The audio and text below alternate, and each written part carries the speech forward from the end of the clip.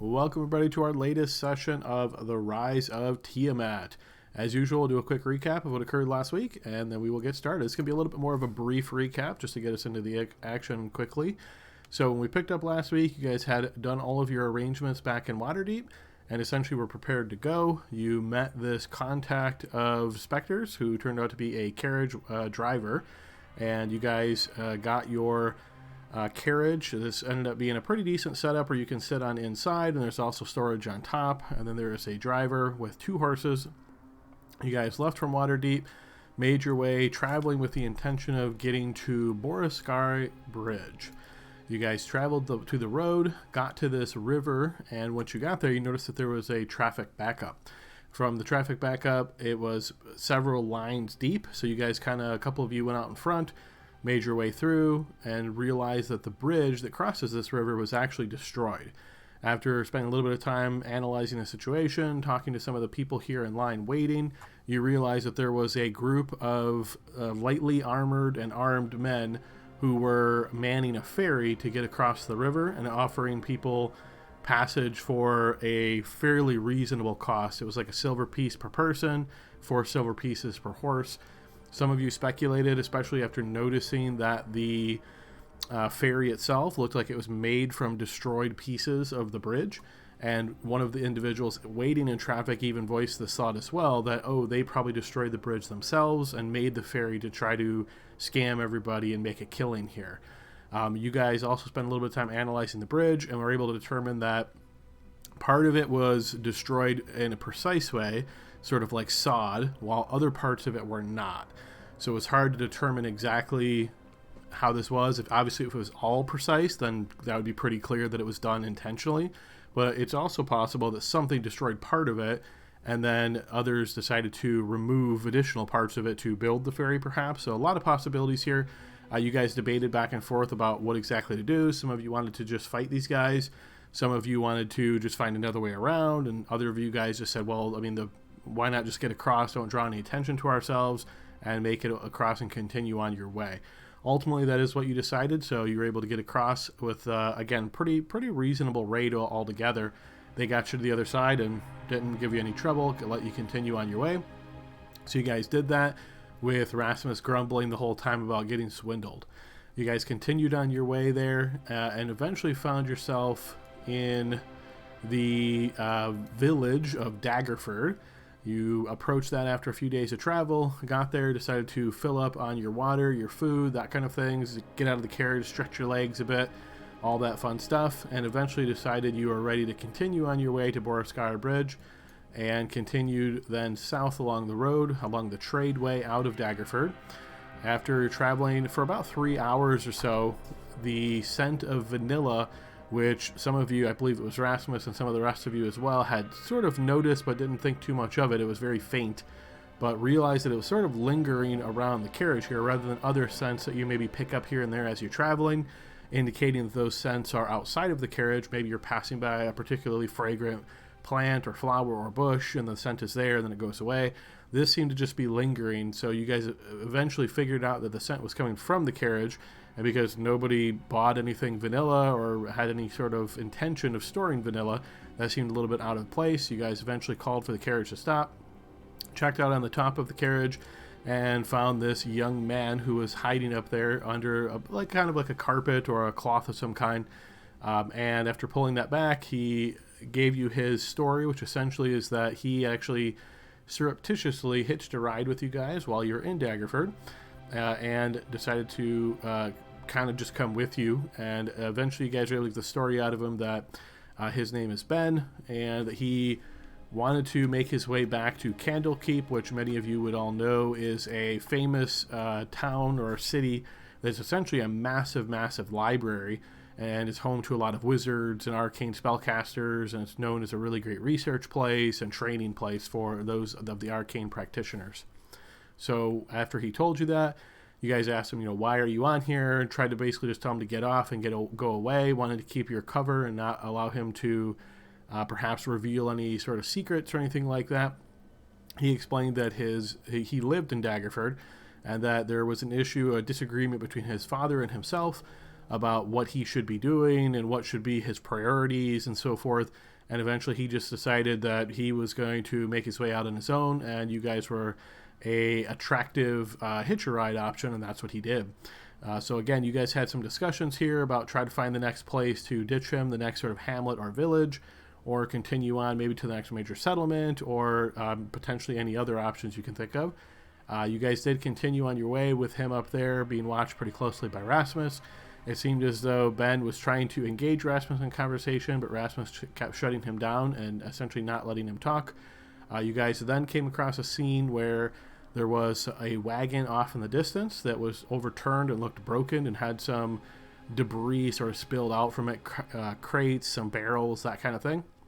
So you guys slowed your own carriage up. Some of you made your way out to the front and just sort of checked it out, and Ben agreed to go with you.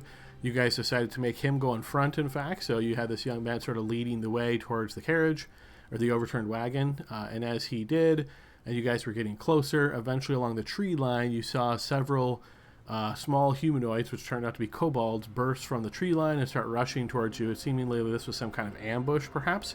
Not a very effective one, obviously, as they are probably hoping for much weaker or easier targets, but you guys were able to put the hurt on them pretty quickly. Several more of them kept coming out of the trees in sort of waves, more kobolds, also some lizard folk, but none of these really served any significant threat to you guys, being pretty accomplished adventurers, so you're able to defeat them fairly easily. And eventually, after several of them died, there was a horn sound that came off to the east, and the few survivors began retreating, rushing back into the tree line. You guys gave it a little bit of time, watched that way. It seemed as though they were all retreating as best to your ability that you could determine, and no other signs of threat. You spent a little bit of time doing a search along the corpses and the pockets of the corpses, found some coinage and so forth, and then eventually decided to make your way back to the carriage and continue on your way, getting a few hours travel from that location before you decided to rest. And I believe that is where we left off. Is there anything else anybody would like to add to our recap?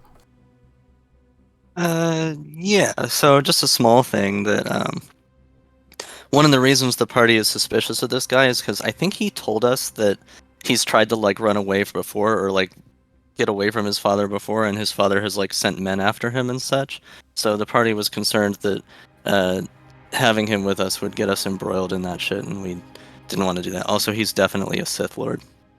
Yes, good addition I there. felt the case. You did indeed. Yes, good addition. Spectre, go ahead and take inspiration for that. So yes, Ben did indeed indicate that his father would send some people after him, and I believe it was Rasmus then said, oh, so what are you thinking, they would come and attack us? And he said, oh, no, these guys would just be like trying to collect him. They're not really fighters per se. More like they would just be, trying to persuade him to come back and try to force him. But yeah, not like these guys are a hit squad or anything like that. At least that's what Ben explained. I want to add, when we were fighting the ambush of kobolds and lizard folk, that it seemed that they just kept coming in waves, and then we heard a horn, and it was like they got called back. So it's not like we defeated all of them, so we moved further down for our rest for the evening.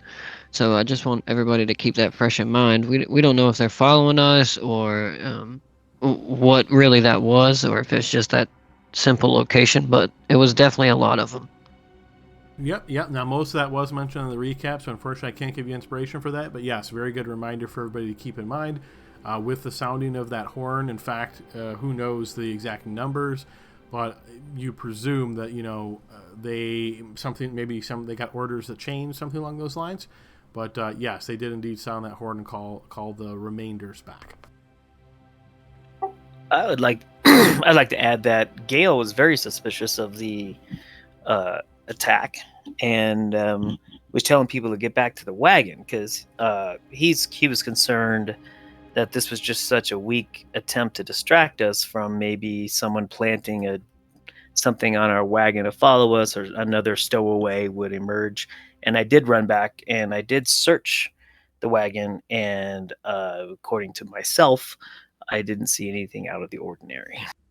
Okay, yep, that's good enough for inspiration. So yes, being concerned that maybe this was all a ruse or a distraction and trying to have a sort of second ulterior motive. But yeah, as best as Gale could determine, nope, that was not the case. So this just seemed to be like an ambush as best you guys could tell. And again, they probably thought you guys were weaker targets than what you were, and it'd be a bit easier to just steal all your stuff. And when that didn't occur, they kind of melted away after that horn sounding. Love the humble brag, by the way, Brian. This is so easy. There's got to be something else. He's just standing in the middle of like 8 guys, not getting hit at all. I What just was like the- kobolds. You guys are level 9, so come on now. What did I tell Ben? Look out, they have rocks. Right. All right. Anything else we want to add, guys, to the recap before we continue? Okay, hearing nothing, let us get back into the session. So we will pick up, we will assume it is the morning now, as you guys have finished resting, and it is bright and early, and you guys are on the road.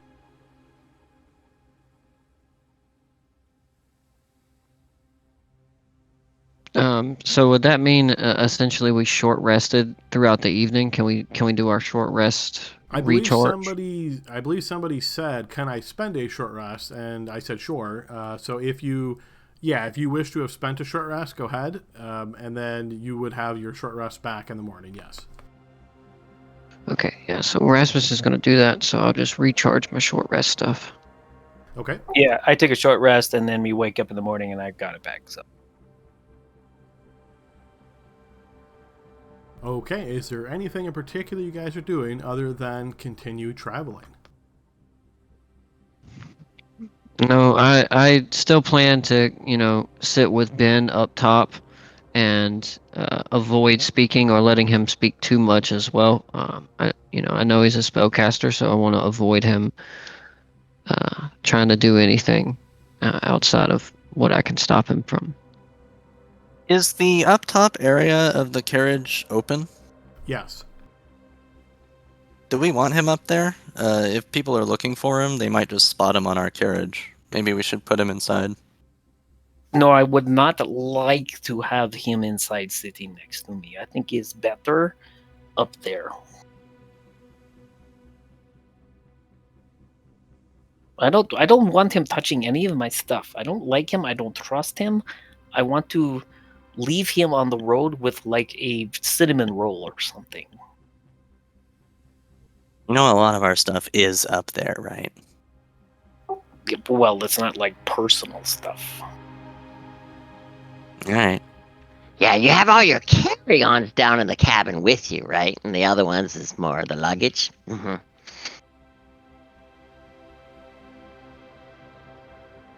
Yeah, Rasmus has probably got it under control. What?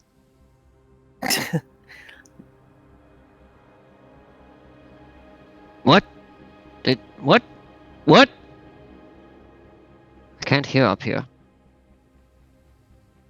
Ben looks towards you and looks down towards them. You really can't hear them? They're not being that quiet.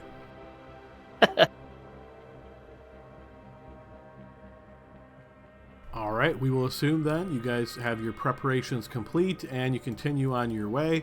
Again, as you're being up on the top here, Rasmus, during these days of travel while you have been with you, these wouldn't count towards your education on the language, obviously, if Gail's not with you, as you guys are sort of separated. So, the carriage does start moving along its way, though. You guys travel for about another 3/4 of a day, so you can think like 6 hours or so have passed as you guys have been traveling along this path. All together, nothing too crazy is happening here.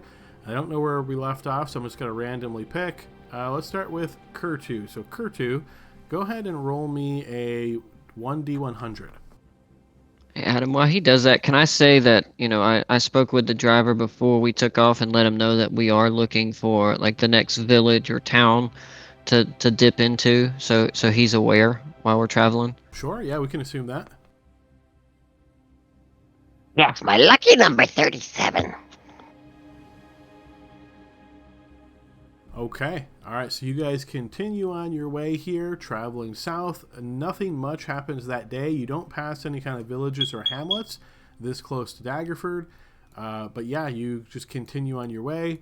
And I assume, again, you guys are just having your typical, each night you're sleeping sort of around or outside of the carriage and just kind of doing some typical, maybe having a small fire, eating a ration, drinking water, anything special kind of preparations anybody's doing over the night that we haven't already discussed?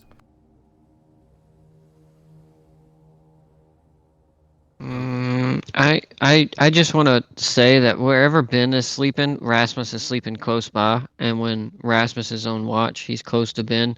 Like, I don't want Ben to be awake and Rasmus not to be, and he's just gonna keep his eye on him because he doesn't want him to do no slick stuff during the evening. Rasmus is really liking Ben. I think they're becoming close friends. They spend a lot of time together. Give me a blind check here, Rasmus, to represent your efforts to try to watch him like a hawk.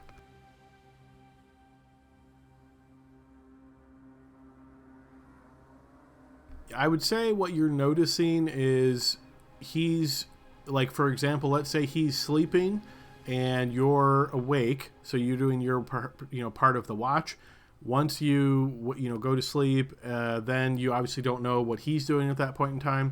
There's definitely, just based on no real way to avoid it, there's definitely times where he could be awake that you're not awake.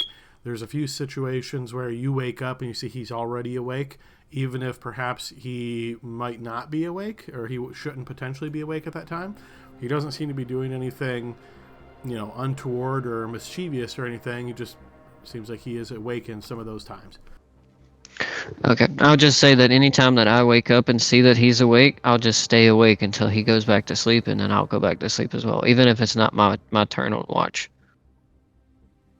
Okay, sure. So you can try that. Obviously, it might risk a little bit of like exhaustion kind of deal, because if you're not getting your full amount of sleep, there's always that risk. But we will assume you're trying to keep as good of a watch on him as you can. Rasmus, for God's sake, we can all keep an eye on him. It's okay. We can take him if we have to, she says when he's not around. Yeah, but I don't know. Something that Dala said when we were back at Waterdeep about, I don't know, like, our thoughts maybe working against us, against the right opponent. I just don't trust too many arcane users outside of Little Kurtu. I will, if we have a chance to be separated from him, I will get the Fab Four together, and I will say to them, also remember that the factions want to know what we're doing, and we're avoiding the factions. So it is occurred to me while we were rolling on the wagon that possibly he could be a spy from one of the factions, so they have an edge in the political game that's happening in Waterdeep. Well, he's not doing a very good job because we haven't really done anything yet. So when that comes up, we can rediscuss, and probably he'll be gone by then. Yeah, but if I was to infiltrate a group, my first plan would be to make friends, seem like I'm nonchalant, and just want to get away, and then when they let their guard down, Rasmus, when I would think take your my first opportunity. goal would be to try to make friends. I don't know if you'd roll very high. Just saying. Do you not hear me when I play my lute? Yeah, I Yeah. remember the last time that happened. We got kicked out and almost Good point. put around in the fucking tundra for 3 days or however long. It was an obscure ice village. I thought music would calm them. Well, My solo was great, though. Come on. I'll say to Rasmus, I thought your playing was beautiful. You remind me of back home. And then I'll respond, if I had a freaking hand drum, it'd be game over.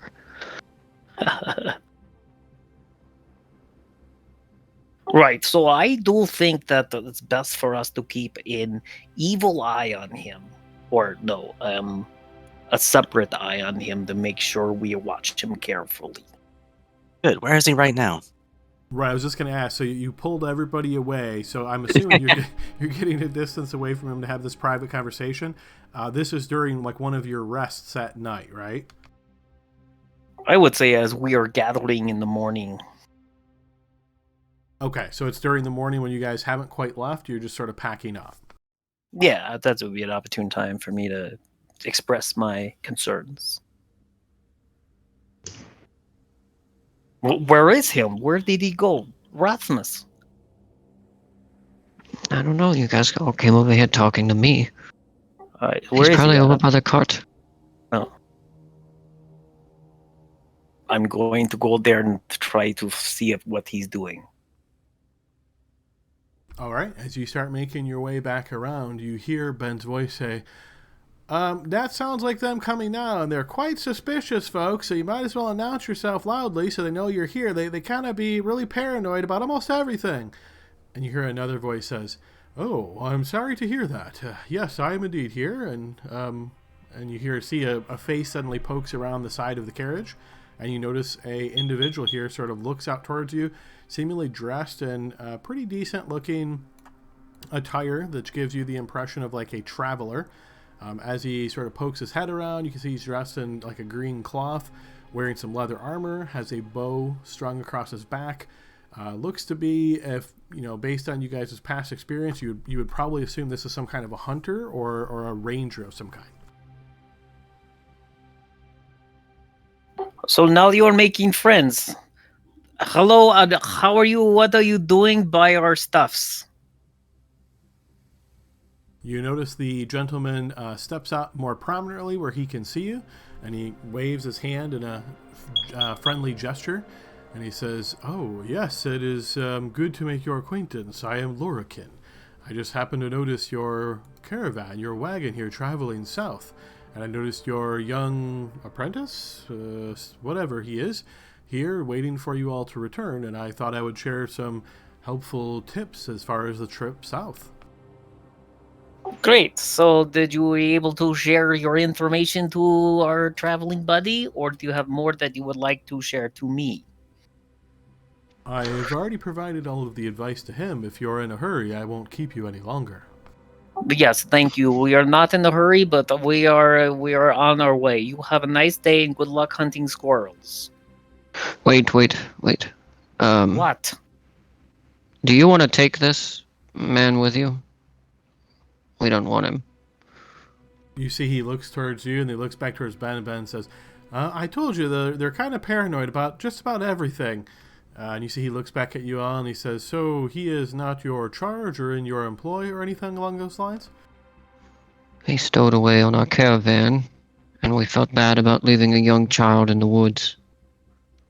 And Ben says, I'm not a child. And you notice him sort of looking out towards you all, and he says, well, I certainly know the area. I could take him to somewhere if you're trying to continue on your way. How close is the nearest village, settlement? And you see he sort of looks about and says, oh, probably a day and a half or 2 days of travel. What do you think, guys? We could drop him off there, find out what he learned from this guy, or we could just ditch him. No, why do we care? And who the hell is this guy? Well, I would say this. The guy was potentially offering to tell us about the road heading south, and so he, I guess, told Ben, the guy that you guys don't want to talk to or anything, you want to shuffle him away. So if we do that, we still may want to ask about what's going on down south. So, Well, guys, yeah, I mean, the whole plan when we left Waterdeep was to remain anonymous, and so far we've done nothing but want to make friends the whole way down here. We stick to ourselves, we keep cruising. We'll figure out what's down the road. and okay.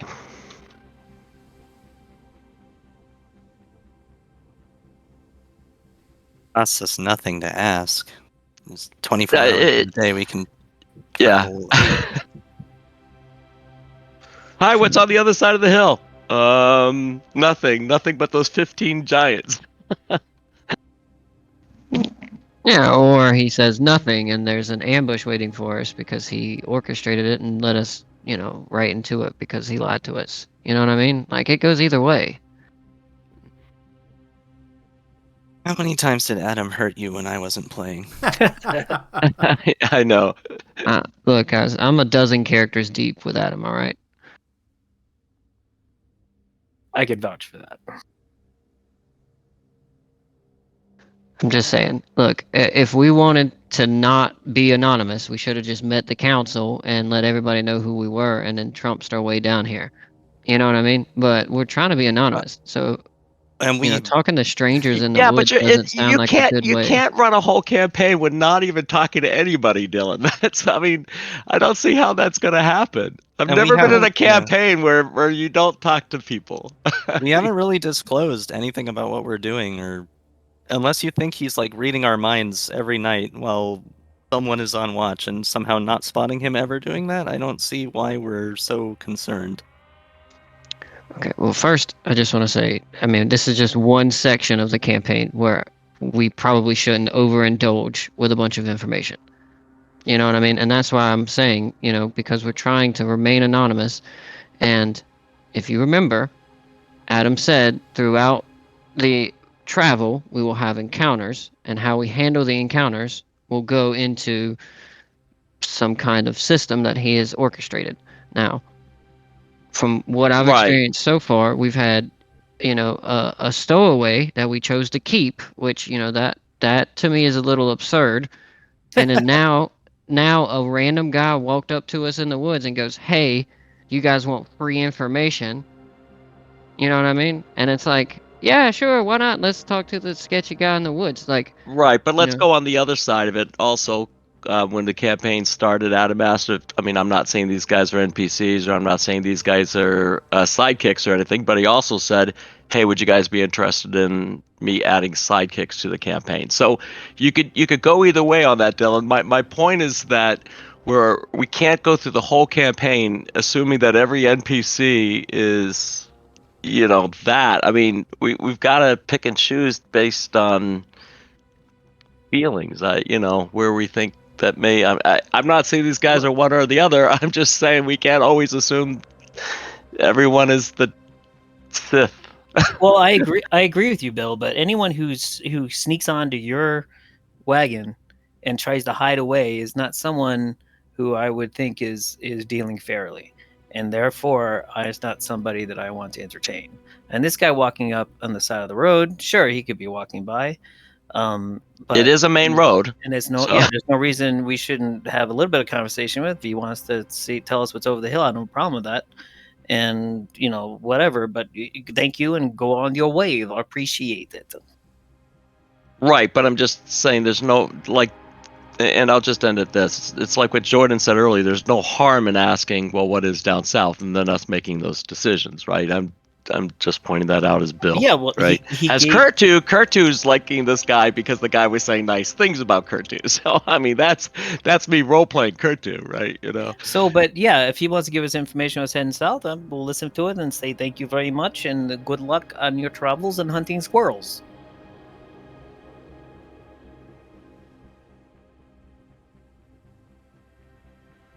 Okay, so re-summarizing where we're at, we've got Ben, and we've got this newcomer now on one side of the carriage, sort of poking out, looking towards you as you guys are approaching, as you have just had your go away and chat outside of Ben's line of sight for a bit of time.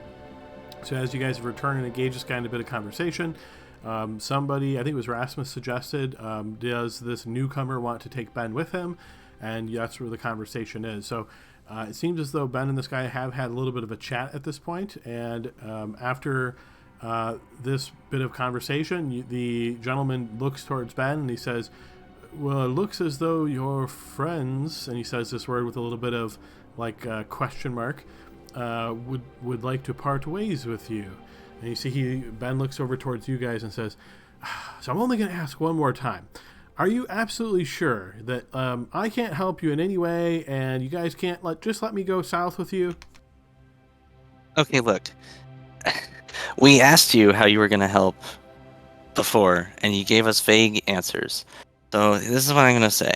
I'm going to say you have 10 seconds when I finish talking to tell us exactly what you can do for us and why this is worth our while, without making any kind of reference to any vague promises of what you might do for us in the future. If you can do that, then we can discuss. But if not, Well, I think you kind of saw, right? Like in the battle, I have magic, and I use that to help you, right? And I can do that again. And I mean, you guys don't look like you have anybody that's really super magical, besides, of course, the Dragoran there. I mean, yeah, he's really magical, but he's like all fire magic. Mine's more like protective magic. Is that 10 seconds? Close enough. Problem is, I only get one vote, so. Kurto, do you have those spell scrolls in those tubes that I gave you back from Arathato's lair?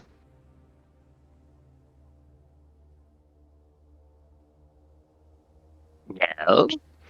Bill's like, They should be in the bag of holding you have. There's 2 of them. Will you get one of them out? Okay. Kurto, do you know how to use these? Or what they say? I don't think we ever identified him. No. So this is my chance to let Ben show us that he has a useful skill for us. Right? Identifying spell scrolls? Well, I don't have that spell prepared, unfortunately.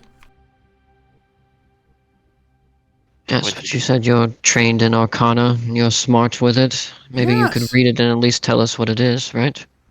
Oh, maybe, but pretty often you have to actually cast the Identify spell to know exactly what it does. But if it's more of a common one, then I might be able to know just by seeing and observing some of the writing.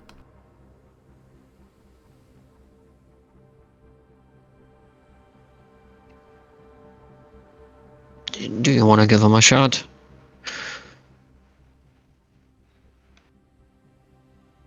Look, if you guys want to pick up stowaways and talk to everybody in the woods, that's fine. I will just chop their heads off if they get too rowdy. But we at least have to, like Spectre said, know that they're useful. Otherwise, it's pointless. Oh, I've got a whole lot of useful stuff I could do, though. I mean, I'm telling you guys, I can hold my own. You saw, when we fought those kobolds, and you notice the newcomer kind of raises his eyebrow. You fought kobolds on the road. I've been hearing more tales like that as I've journeyed. Seems as though things are getting stirred up in this area. well, judging at your countenance, Ranger, that they will not be giving you any trouble. But be careful; they throw rocks at you. Oh, That kobolds goes- individually, and you see he kind of looks over towards Kurtu, aren't much of a threat. It's the great numbers that you usually encounter them in. But, Unless they're Dragorn. Unless they're Dragorn. oh, Spectre nods sorry. knowingly when he says they're not a threat. I'm not familiar with this term, Dragorn. Don't worry about it, stranger. Ben, you cannot say your combat capabilities are great when you fought kobolds. It doesn't. No. I didn't say they're great. I just said I can definitely help you. There's stuff I can do. I mean, for sure. Again, I turn invisible to get on top of the carriage here. You guys didn't see me. I mean, I can do that. Yeah, but I smelt you. Well, yeah, but that's only because I like style and pizzazz. I'm reading this out of character as Adam is giving us a high int character when all of us dumped int, so as like a little sidekick. I think he's fine.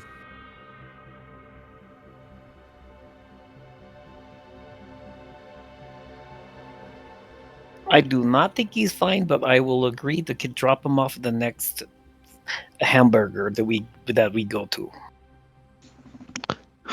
Ben, your abilities. Do you have anything that would allow you to locate a person or an object? Not prepared. Like I said, I tend to focus more on protective kind of magic. What if we don't need protective magic? What if we need instead someone who can locate things? Is that something you can do? If I had a scroll of a particular spell, then I would have to, write it into my spell book, but yes.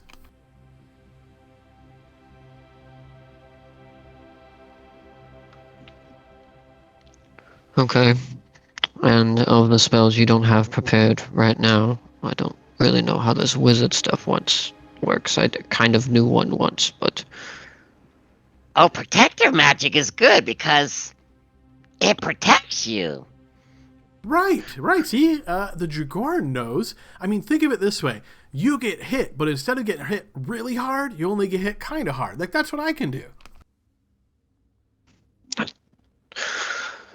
Okay. I suppose. But I don't know if you'll be much use to us. Way to find out. You're in a real bad situation. Yes, Ranger, do you know of any trolls nearby we can throw here Ben at, see how he holds himself? You see, he actually chuckles as you say this, and he says, "That seems quite strange that you mentioned just that. It was not 2 days ago that I was coming north along the road. I saw an overturned beer cart, and there was all of these beer kegs empty, just destroyed. And sure enough, there was a large snoring troll nearby." Perfect. Come along, Ben. This will be your test. You're going to have him use up spell slots so he can show how useful he is? Well, we're going south anyway, and so that's where we have to go. And if we run across a troll, then he will have to protect us as he promised. Right, Ben? I'm going to glare at him. Well, I mean, yeah, I'll definitely protect you as best I can. I don't know about single-handedly defeating a troll. That sounds like a big challenge. Yes, for you it would be a great challenge. But We will you back just you stick up. into your lane and do as you say you can do, and everything will be fine. I will tell you this, though. If you try to cast any harmful magic on either my friends or myself or our driver, I will kill you, Ben. I'll forget the horses. I've really got We to need know, those too. why are you guys so paranoid? Like, do you get attacked all the time? Like, you guys just seem like you don't trust anybody. Yeah, we I'm- kind of do, actually. It's the world that we live in every Sunday from 6 p.m. to 9:30 p.m. We're supposed to get attacked 5 to 8 times a day. 5 to 8 times per long rest. Whatever that is. Ben, let's be honest, Ben. I mean, if you had to walk around with hooves on all the time, you'd probably be angry all the time, too. You see, he kind of smirks a little bit, and then he looks towards Rasmus. Oh, yeah, I'm sure he does just fine with those hooves. I'm like this because the reason why we are traveling this way is bigger than anything we can speak about in the open. And At least speaking about it in the open. ambiguous is what they say, right? Right? And you notice Lorican now looks towards you, and he says, "Well, it seems as though you have all come to an agreement then. I'll just wish you the best of luck, and Ben, don't forget what it is that I've told you." You notice Ben turns and nods towards him, and he said, Lorican looks back to you all and says, "Good luck. Hopefully the weather treats you well, and you get to your destination without any trouble." Master Lurkin, it was very nice to meet you as well. You have a wonderful day. Happy hunting. He inclines his head towards you, and you as well. And you see he turns and starts making his way north along the road. I thought he'd never leave. Okay, Ben, come down. Look at me in my eyes. I look down on him. Now you tell me exactly what Mr. Larkin told you, and word for word. And you can take longer than 10 seconds. That was just a thing. Tell me everything that he told you. Do it now. Let's see. He said that about 3 hours travel south, there's this really nice place just off the road, a little bit east of it, that is a very well-known like camping spot. It's very comfortable. Apparently there's this like grass that grows. It's spongy and springy, and you can lay on it. It's almost as good as a bed, he said. He said almost, and he put a lot of emphasis on almost, but almost as good as a bed. That sounded pretty interesting. Let's see. He also said that about 3 days journey south, there's a small hamlet about a mile or so west off of the road here, and he said that there is actually a tavern there, believe it or not, in a hamlet, if you can imagine. But at the tavern, he said if we say his name, then we would get really good rates, and they would even give us the house specialty. Go on. Something else about don't go into the hills. And then he said if we keep going south, we'll eventually find to our south off the road is the Troll Bark Forest. And, well, based on the name, he said, yeah, a lot of trolls in that area. Okay, and what else? And then he said the next major settlement was Dragon Spear, and we should get there, but that's several days' journey south. And he said keep your eyes open. Well, speaking of, I'm going to look into his eyes, and I want to see if I can see if he's told me everything that he wishes to tell me. Oh, that everything that Larkin told him. Okay, sure. Give me a blind check. You get the impression that Ben is a bit nervous and like he's racking his mind trying to think of everything. So I will look at him glaringly and then nod and say, "Good job, Ben." And he nods and says, "Oh, yes, it seemed like good advice." Yes, of course. It's always good to get some insight on the journey ahead. Yeah, yes, I think so too. Wonderful. Let's get moving. Oh, that's excellent. So, like, now I can actually talk and stuff, right? That's up to Rasmus. Depends on how much you want to push your luck. Well, like, do I have to stay up here with him? He doesn't seem like he likes me very much, but I would just love to hear more about your travels, and I bet you guys have a lot of stories you could tell me. I'm just going to turn away and start gathering our things and loading up the wagon for our next day's journey. Yeah, Rasmus is already up top smoking a pipe, kind of leaning against where he normally sits. He doesn't really care either way. All right, and Ben, like, he's not going to force himself, but he's like kind of like making his way towards the carriage and looking in, and you see him counting like spaces and looking at you guys and I don't care if he sits down below. If he wants to, he can, I think. But Me too. And I can tell him all about my cobalt village that I came from. He'd love to hear all that. I put a sympathetic hand on Ben's shoulder. Don't ask questions you don't want the answers to. You'll learn. Oh no, I'm sure that's And then I go inside. fascinating to hear about. Oh my god. It is. I can't wait to tell it to you in detail. Oh, maybe I'm gonna go sit up top for a while. All right, so feel free to let me know your positioning, but yes, Ben will be inside the carriage at this point. Is there a room next to the driver that I can sit next to? Yeah, technically there would be. It's a little bit cramped up there, but yeah, as long as you're not, trying to spread around or whatnot, you could fit up there. Okay, I will stand up there or sit up there and make my eyes useful. And I'm going to tell Ben about my 47 cousins and nephews and whatever.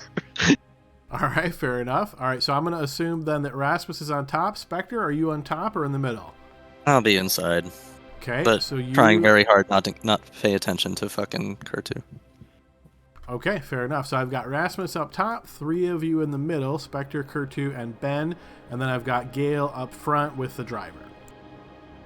That checks. All right, so you guys continue traveling on your way, and you travel for another day travel without much happening here.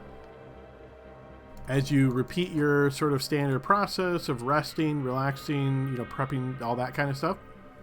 You guys get ready for the next day's travel. You get maybe half a day's travel in at this point when you do notice this kind of beaten trail that kind of leads to the west. It's fairly faint, but I would say, Gale, as you're up front and having just heard this story from Ben that he heard from Lorican, this certainly seems to be the trail that was referenced. It's supposed to lead off to this hamlet. Oh, is this to the camping site or the village? The hamlet. So you guys have already passed the camping site. Okay, It yeah. didn't time well for you guys to rest there, but yes, you see the trail to the hamlet. And the hamlet is Alright. the place with the tavern where if we drop the guy's name, we get cool Yeah. stuff. Do we care?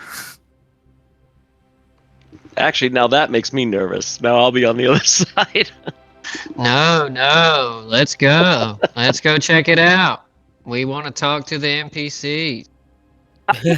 No. Jesus Christ, I'm supposed to be the grumpy one. What happened? Okay, Something in the air driver. down here. Turn over to the hamburger, please. The driver looks towards you, and as you motion towards the path, he gives you an incline of his head and takes you that way. It's not even a mile off the road. As you guys are traveling down this little path, and you see he starts to bring the carriage to a stop. Sure enough, you spot this very small hamlet. So think maybe 20 houses altogether that make up this small hamlet.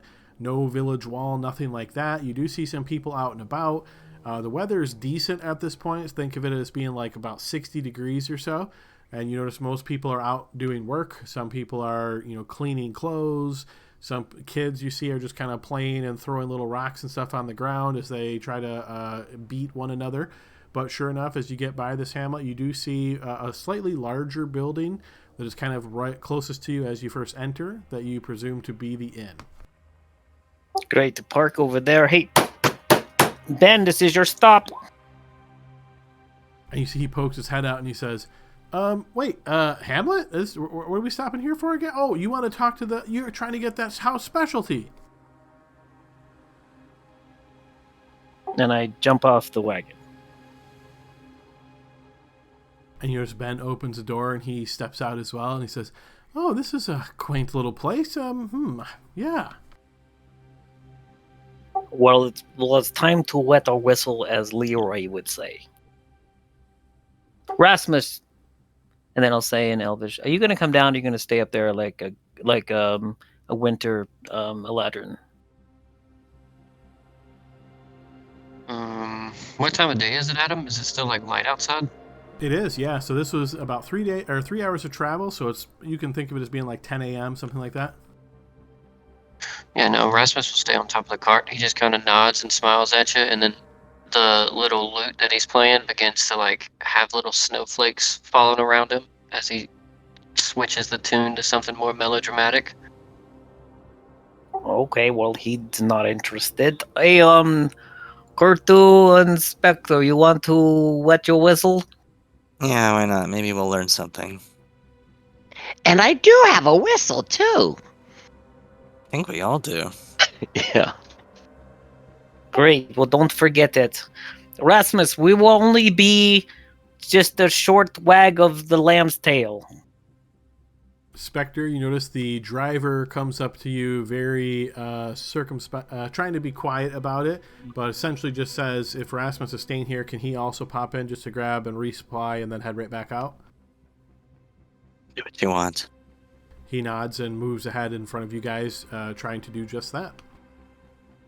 Okay, so you guys make your way to this small hamlet. You notice many of the people that are sort of like the villagers here are watching you with awe, especially the kids. As you guys are making your way towards the inn, you've got like a little gathering of kids, like 4 of them just kind of staying about 30 feet away from you, but like keeping that pace the whole time. And as you look back, you can see these like faces of awe, and you see them whispering to one another and then giggling and that kind of thing.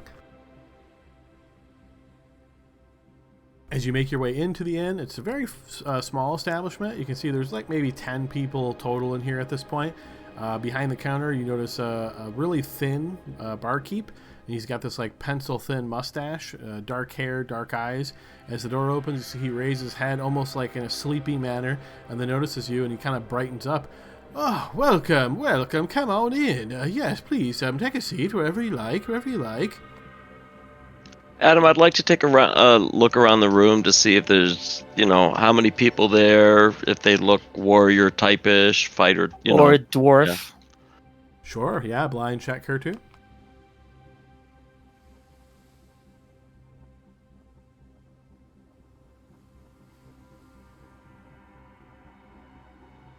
Sorry, I had to find my little icon. No worries. About 10 people in total here, and none of them look to be what you would consider warrior types. They all look to be villagers, would be what you would assume. They're all wearing very common clothing. Some of them have like maybe a belt knife around their waist, but nothing that you would really consider like an actual weapon other than like a tool. And yeah, I know it doesn't look like there's anything to be concerned about in here to the best of your ability. And then we will find the seat. This seems fine. This spot over here. And you notice the bartender makes his way out pretty quickly as you guys are all sitting down around the table. Oh, what will it be? What will it be? What can I bring you? So, Lorican told us that you would take care of us for a nice mid-morning snack.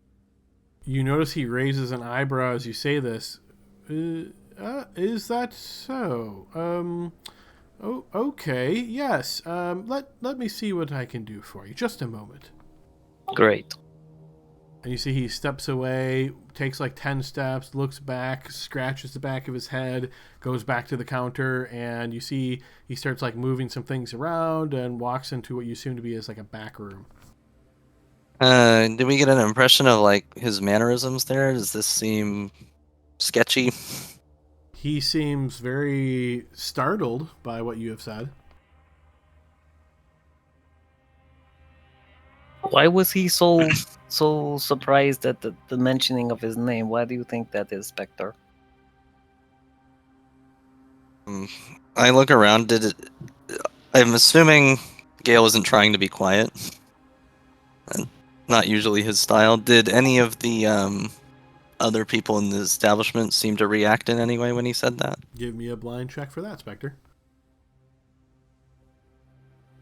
Our tokens are here. Okay.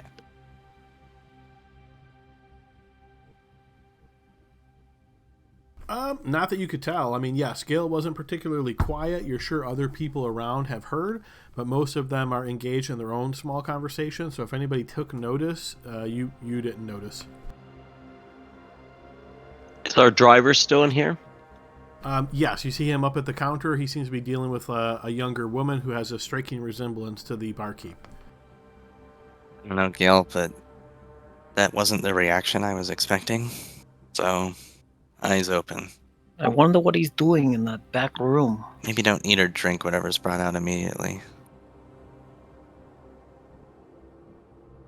All right, it's only a few minutes later when you notice the barkeep comes out with a platter in hand, and you see he's got this carafe that is filled with an amberish liquid, and you see he pulls that off, sets it on the table, sets like 5 different little half-size glasses down around you, and you see he also has a small like wicker basket, woven wicker type of deal, and you see as he sets that on the table, there's like muffins and a few more like baked goods type of stuff here.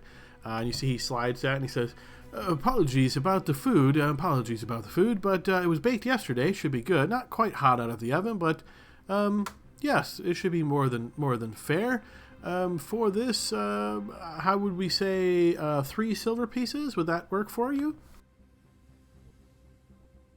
That's fine, and I will give him 7 silver pieces, and then I will ask him, so your reaction to his name was not what I expected. We met him on the road. Is this a particular person that you know very well? And you see his face looks a little bit grim as he kind of scans around the inn here, and then he, looking down at your 7 coins, he kind of pushes them against one another and puts them in his pocket. Go ahead and give me a blind check here, Gale. I'm also curious. Can I do it too? So this is for persuasion to see if he's convinced him. Okay. You notice the innkeeper kind of like collects his thoughts. Yes, I used to know Lorican quite well, but I'm afraid to tell you he died some years ago on that very road, the Trade Way. You know what killed him? I believe it was an ambush of some kind. I'm trying to remember exactly. Was it the Grung? Or no, I think it was a troll ambush. Interesting. Sorry to hear about your friend. He nods. It was very sad to hear. Very sad to hear. You see, he was always known as quite a good traveling companion, going up and down the road and warning people of dangers and providing helpful tips here and there and making sure people did not lose their way. How long ago was he killed in the ambush? Oh, it must be 6 years ago now? Well, time flies, doesn't it? Adam, I'd like to just. Did he look like this? And I'll go ahead and describe him, Adam. And you see he nods more or less. Yes, that does resemble him. You don't suppose that somebody is, well, trying to honor his memory and act like Lorcan? Anything's possible. Sounds like he touched a lot of lives. But it was just odd that he asked us to give you his name. I mean, that's the strange part, because if somebody was just trying to honor him, they could do the work without trying to pretend that it was him. He nods and taps on his front tooth. That is true. That is true. It's funny, because that's what Lorcan used to do all the time. You see, we had an agreement. Most of the travelers, they don't bother stopping here, of course. They just kind of continue on their way, and in hard times, it makes it very difficult for us to survive here. The bit of coin that comes in from travelers is really helpful time to time, so I told Lorcan, anybody that came and said his name, I would make sure that, well, I would give Lorcan some freebies the next time he stopped by. You know, some muffins, or pack him some hard cheeses and things for the road, sometimes ale. It was a very good partnership between the two of us, and as I said, everybody that always came here, there was never any trouble with them. They weren't like rambunctious or wild or anything. It was almost like he could discern the good people from the bad and only sent those ones to me. It was very impressive. I do the monkey puppet meme looking back and forth.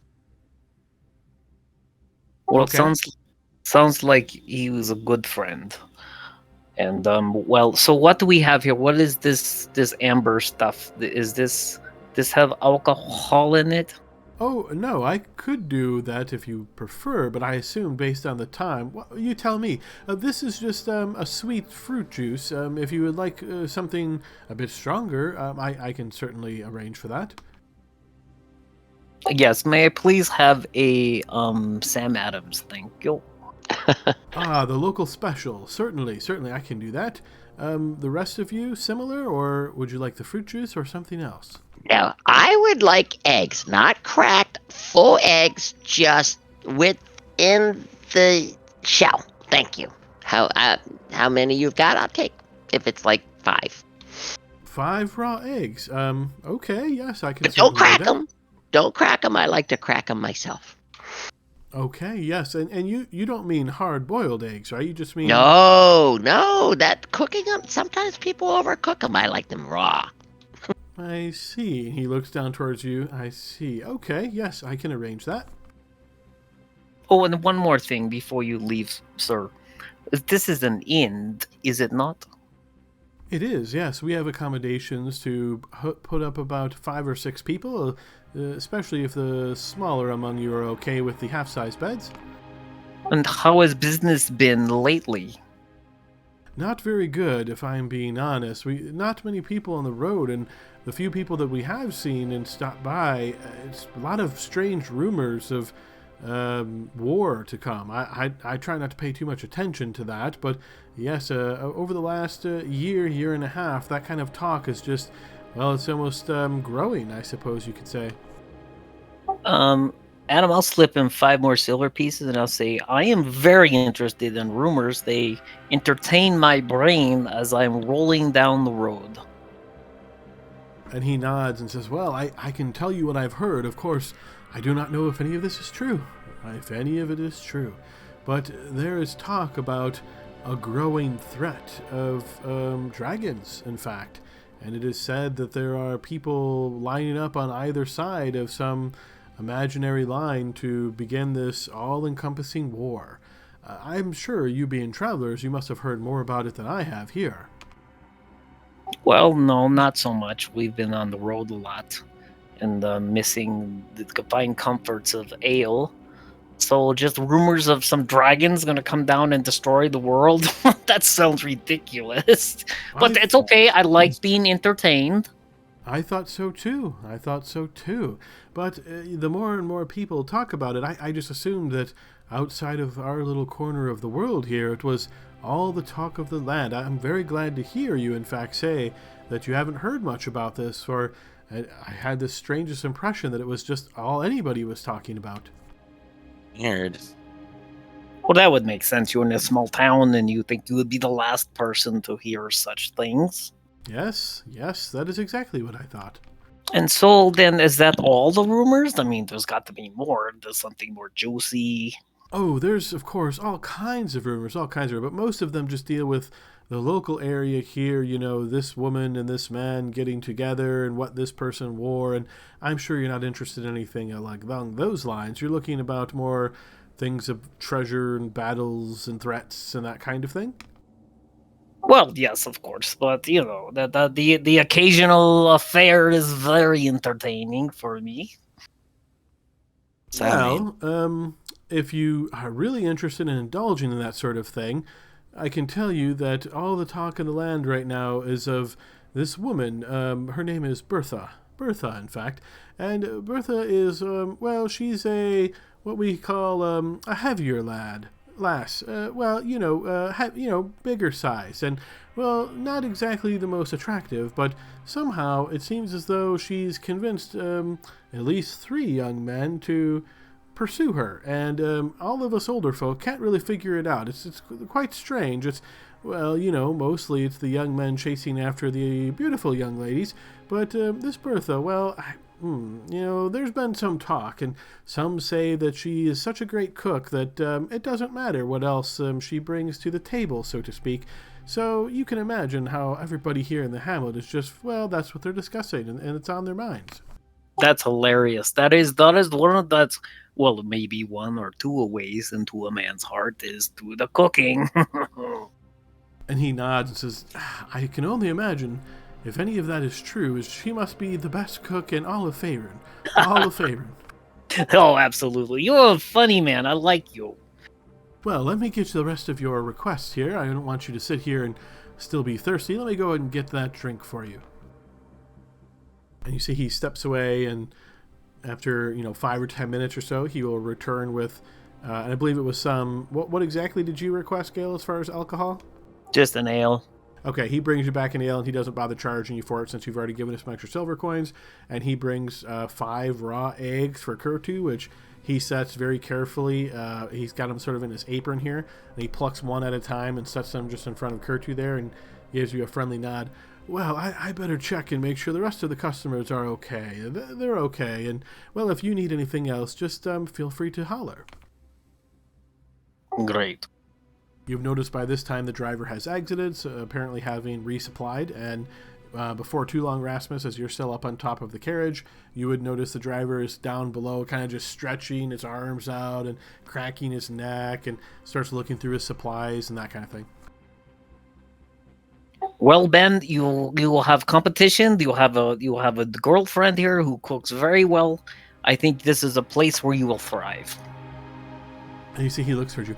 Oh, come on, you're not really ditching me here, are you? I told you there's so much good things I could do for you guys. I think I could be really helpful, and it's not that much farther south before, like I said, I ultimately want to get to Candlekeep eventually, and, if you're going south, you said you're going south a ways, that gets me much closer than staying here. But I am just saying that this is quite a comfy place, and also your daddy is not going to come looking here, and I'm sure Bertha would be very happy to have a 4th suitor, and you could win that, and then you'll have a girlfriend, you'll have good eats, your daddy won't find you, and then you lay low for a while, and then you take the next people who are going south. No. I'm a magic student. I can't stay here in a hamlet. There's nothing here. This is like a backwater place. It's very simple folk. You see he looks around. It's very simple folk here. They don't know the difference between a spell and a trick, a yo-yo, that kind of thing. I mean, if you guys are not wanting me to come with you, then fine, but trust me, I am not staying here. Well, it is obviously not my determinational decision to make, but it's an option for you. But I see you are resolved to continue with us, and I'll sip my ale.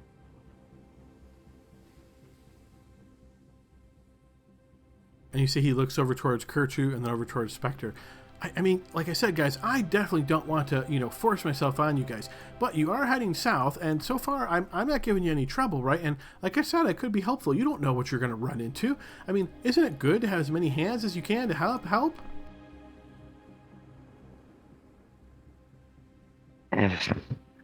I drink the fruit juice or whatever I have. I don't think I ordered anything, but that's fine. Okay. Kurtu checks the egg, make sure there's no needle holes in it, and then I just eat it, shell and all. Okay, fair enough. You notice Ben kind of looks and does like a double take.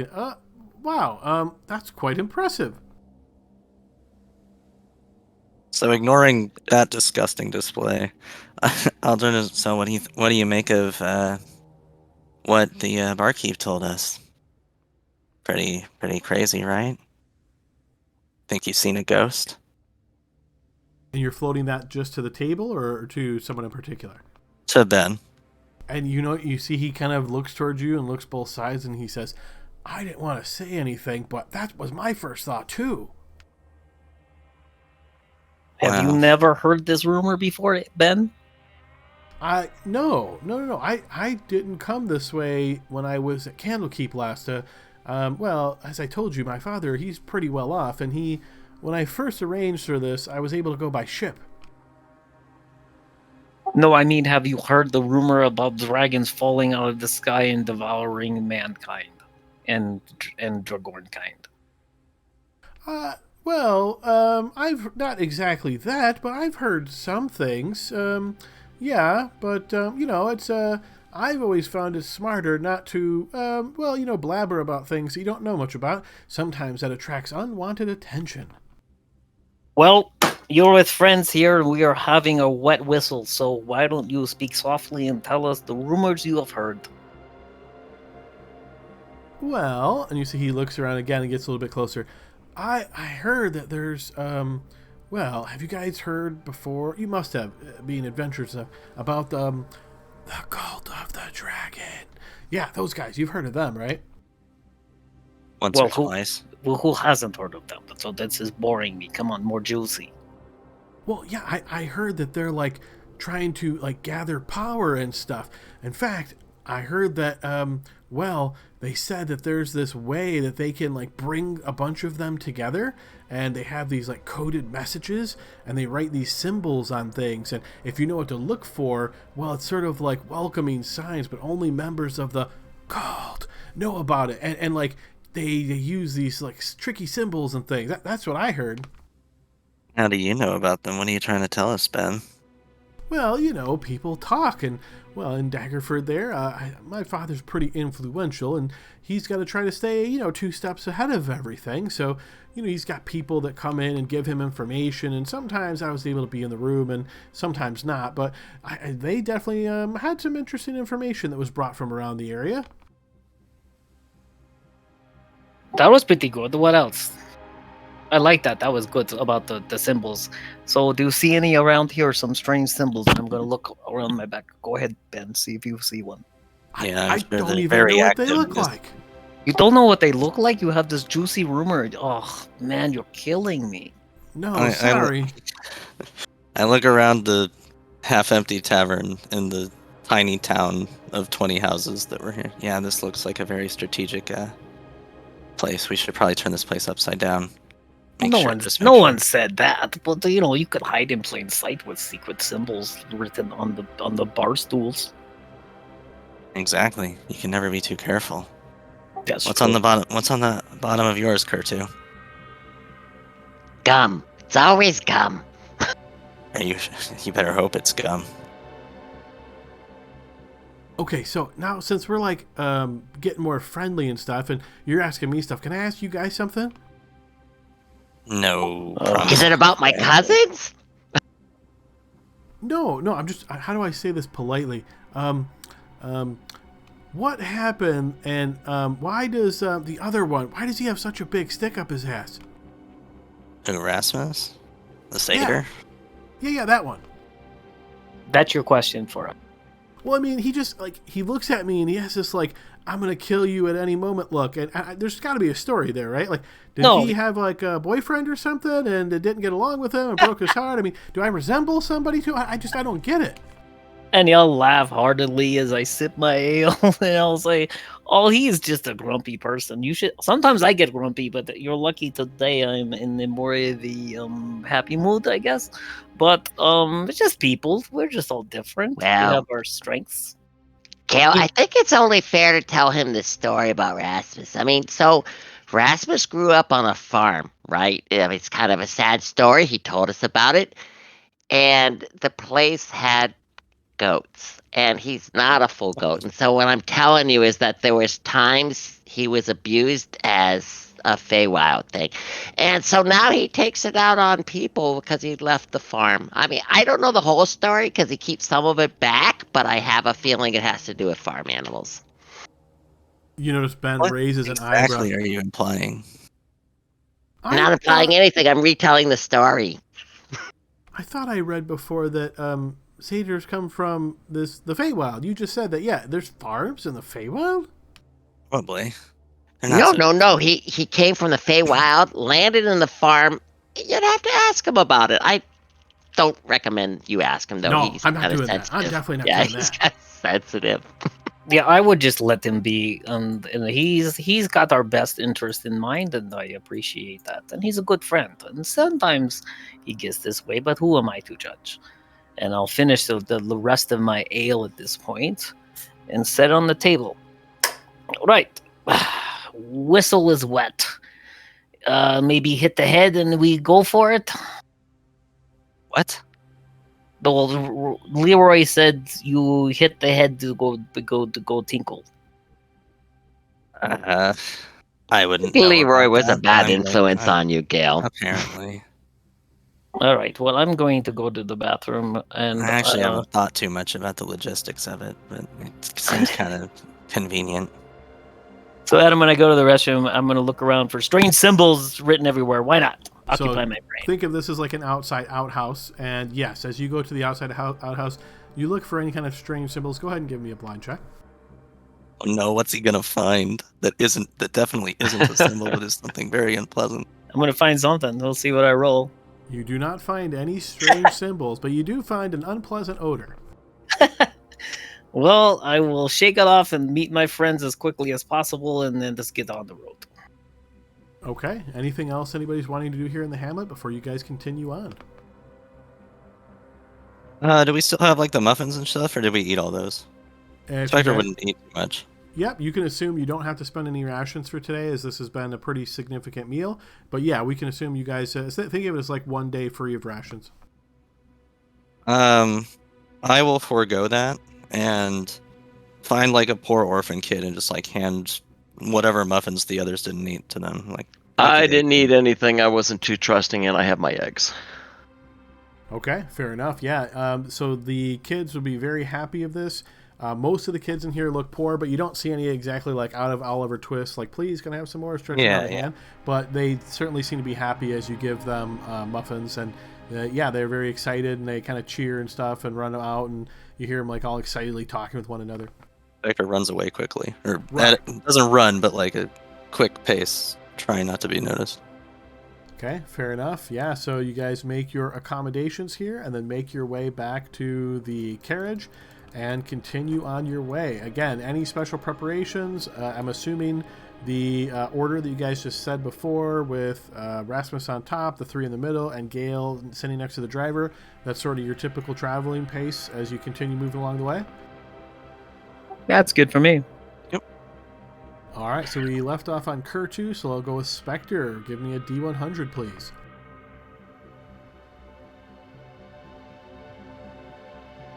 Okay, you guys travel for another full day. And Rasmus, D100.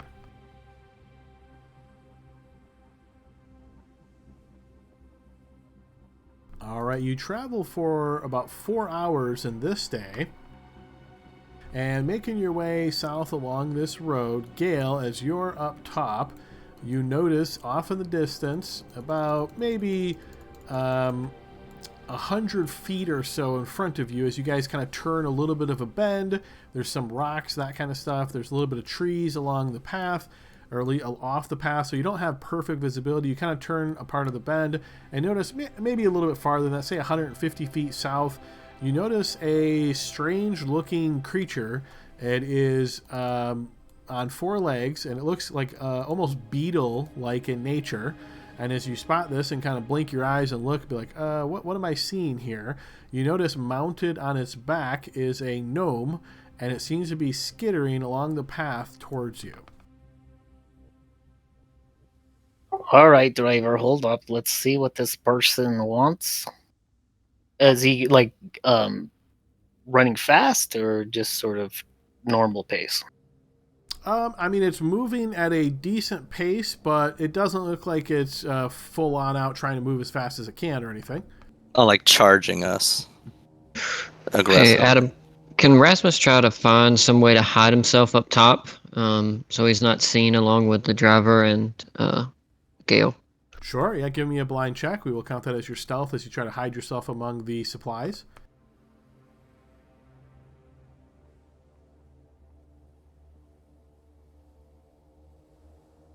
Okay, yes, you do what you can to try to remain hidden. Okay, Gale, when you said driver hold up, so you're wanting the driver to stop? Just slow down to a nice, gentle stop. Okay, you notice that the insect and its rider continue moving closer to you. Anything you're doing right away? Yeah, I will put my shield on and stand up. And when I get within range, I'll say, well, state your purpose before approaching, please. Sorry, I don't know who you are, and you look really tiny. Okay, so you shout this out as the insect and the individual are about 60 feet from you or so at this point, and you notice the gnome puts a hand to his ear and points down and motions like a circle towards his ear. You get the impression he's saying he can't hear you. Great, well then you have to come closer then, because if you can't hear me, then I can't hear you. And If Gale is shouting, can I peek my head out the carriage? Yeah. Is there a door? And you guys heard it stop, so the point of Yeah. it stopping was to alert you guys something's going on. you peek your head outside the carriage door. As you look like past the horses, you can make out this figure riding this insect of some kind. And I don't think any of you guys will recognize this, but let me go ahead and give you a quick image.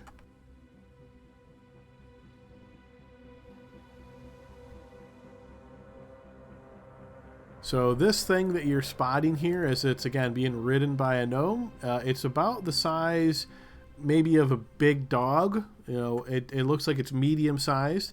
The gnome, of course, is small sized, and he's riding it as though it's a steed, and it seems to be moving at a pretty good pace. And you hear almost this like sticking or blade sound as each of its legs, one after the other, are striking into the ground as it's moving closer and closer, getting closer to you guys.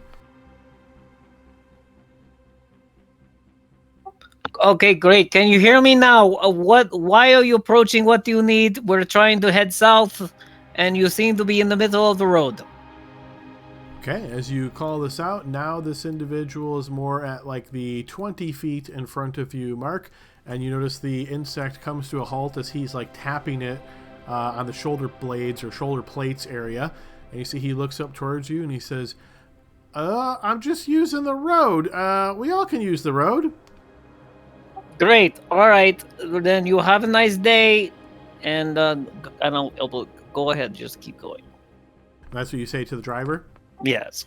Okay, and you notice the little guy on the insect here kind of go off to the right side of the horses, and he just continues traveling along the road, getting pretty close to the horses here. You notice the horses kind of like shying away from the bug as much as they can, though the horses are quite a bit bigger than this creature. You notice the bug and the gnome kind of come alongside. Spectre, they're basically coming up right alongside you, and you notice the little gnome kind of turns and looks towards you, and as he does, he kind of like narrows his eyes, and you get this almost like curious expression on his face as the bug and rider are continuing north. Can I make out the curious expression? What was the gnome wearing, by the way? let's see. The gnome is wearing just clothing. It looks like he's wearing traveling clothes, a dust cloak over top, belt pouch. Seems like he's certainly suited for travel on the road. Okay. Do I have any idea like what this look is supposed to mean? Like, it was Give me a blind check. noticeable. Give me a Noticeable blind that he check, was like yeah. looking at me, right? He is. Yep, he's looking at you again. You're based on you said I stick my head out the carriage and look. I'm presuming that you're sitting on that side of the carriage. So as he passes by on that side, he's looking directly at you. But yeah, you can give a blind insight check. Yeah, you're not sure. He definitely noticed you and kind of narrowed his eyes, like, but you're not sure what it means. Hey, Adam, I make sure to take a look at the creature and the gnome as well. Okay, so I imagine as Spectre's kind of looking at the carriage, Kurtu like hops up and just sticks his head through, and you guys are both heads are kind of in the little carriage window here at the moment. Yeah, you definitely get a look at both of them. How cute. Spectre and Kurtzu sharing a window. Does I'm so did he curious. did he like hesitate, or was he just like on the way and just like happened to look this direction and then? It didn't look as though the bug's pace slowed or changed. Okay. Don't know what to make of that. Okay, and it's not too much farther after that, as presumably the bug and the gnome have gone quite a distance away from you all, as you guys have resumed your travel and continue moving south. Okay, so let's see, that was Rasmus's roll. You guys continue traveling, so let's see, Gale, go ahead and throw me a D100. Man, That's you how guys- you throw a D100. Well, we don't know if that's good or bad. All right, you guys continue south along the way here. Yeah, I was gonna say an ancient dragon swoops down. Traveling for a bit of a distance as you're making your way south. And yeah, as you guys are making your way south here, it's perhaps middle of the next day. You notice that it's a pretty calm day. Again, weather's holding pretty consistent. However, it's right about midday as you're starting to notice these like dark clouds overhead. You can feel the wind starting to pick up as it seems as though the weather is changing pretty significantly. The first, say, 20 minutes or so after noticing this picking up of the weather itself, so the darkening of the skies, that sort of thing, you feel the wind start to pick up, and it's seeming as though it's a bit gusty around the carriage, pushing by and kind of just messing with your, sense of balance here. You also see that eventually some rain starts to fall upon you all as this light rain starts cracking down out of these dark skies, hitting on top of the carriage. After, say, 20-30 minutes or so of this rain continuing, you're starting to notice these puddles accumulating along the road, and even though it's only midday, it is quite dark. Can I stand up on the back of the carriage and maybe at some point over those 20 minutes of us riding, see if I can make out a good spot up ahead, maybe between like two hills, or maybe there's like a plot of trees or something where we can pull the cart up close to, maybe unstrap the horses and get some cover. Are we close to where our friendly goat Casper, the friendly ghost, told us that the troll forest full of trolls was, or is that still farther ahead? So the Troll Bark Forest, that is further south than where you are at the moment. Based on what he told you, I can go ahead and reveal that one real quick. So if you're thinking, again, the distance on this sometimes can be deceptive, but even this outcropping of trees, you're like 40 miles or so from it at this point. Yeah, but if you look over here, you can see like different like levels of elevation. Do we see any point along this point where maybe that's elevation, but I see these swirls over here, so maybe it's not. But is there any like maybe two hills where we can try to slide in the middle of it or something? Yeah, you don't think it would be too difficult to find something along those lines. So yeah, go ahead and give me a blind check as you start scanning around the area looking for something along those lines. The rain intensity is actually picking up very rapidly here, as is the wind. You can feel both of them getting stronger, and you're having to like shield your eyes here, Erasmus, as you're trying to keep your eyes open. The area around you is just getting darker and darker. Again, it's midday. It should be pretty bright right now, but these dark clouds are very, very strong and just blocking out essentially everything else. So can I want to stand up and look at the sky. Is there a way I can, like, is this a natural thing that I've encountered, or does this seem more supernatural? You can make a blind check as well.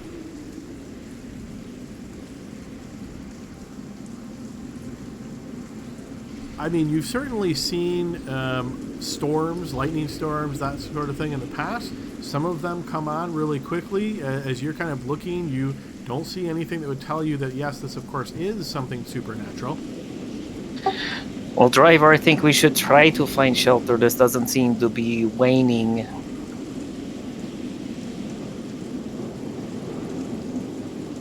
Okay, he nods towards you, and you see him sort of looking off to the side and says, I don't know what shelter we're going to find out here.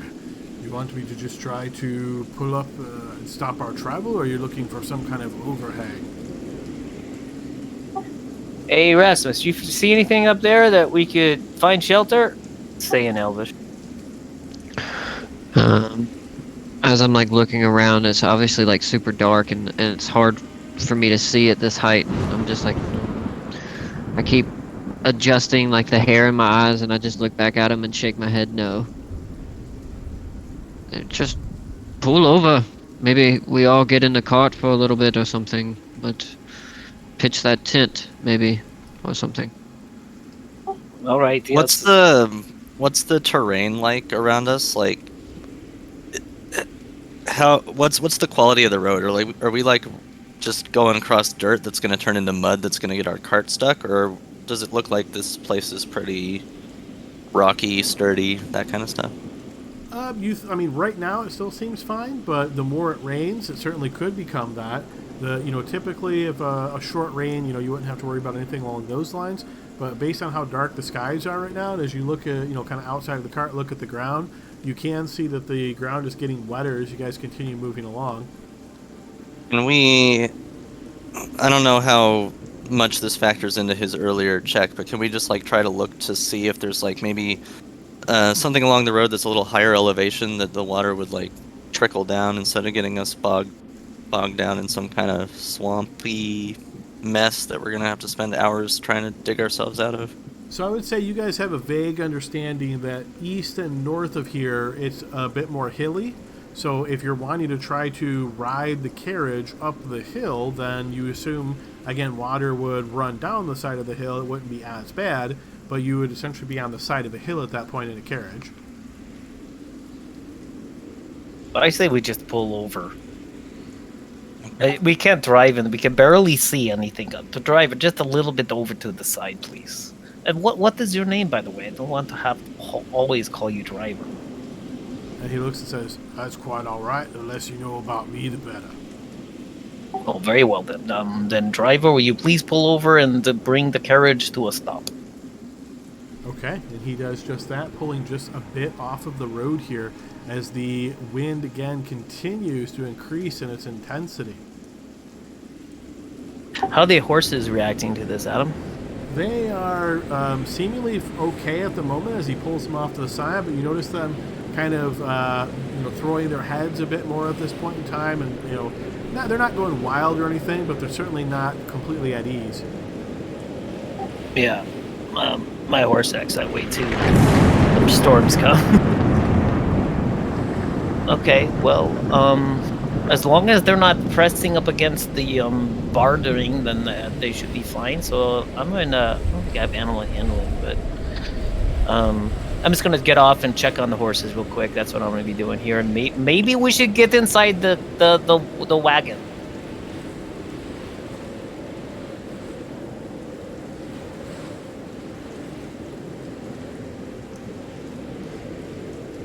Okay, so basically you're all trying to kind of bundle inside of the carriage here? I'm gonna stay out.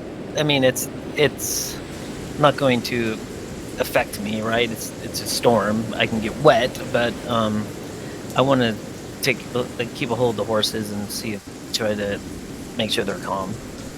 Okay, so you're outside of the carriage then, tending to the horses. Yes.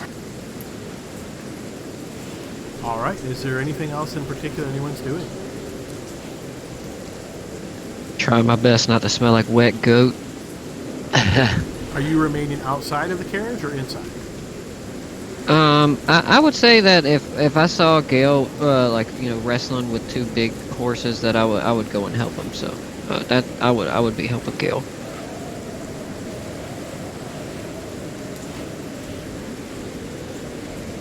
Thank you, Rasmus. It's nice. It's nice. Could you just watch that one and I'll watch this one?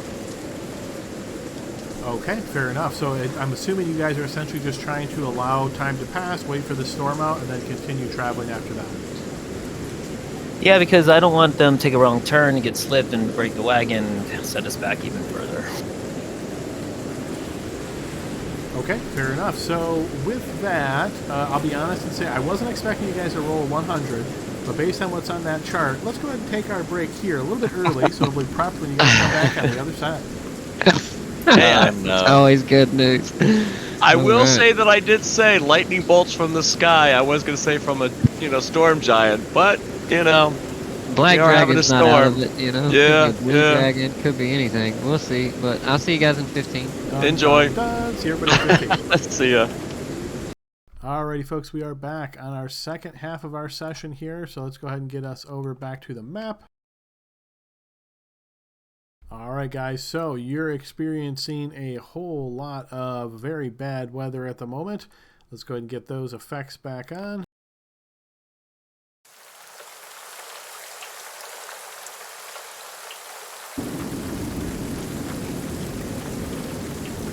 Alright, so as you guys have pulled off a bit here on the side of the path, you find yourself on the west side of the path here in a slightly treed area. So getting off in the getting a little bit away from the road, not super far, but just trying to give yourself somewhere to kind of relax and so forth. The sky is still very, very dark. So as it's getting darker and darker, obviously the lack of sunlight from these really thick dark clouds is sort of blacking everything out.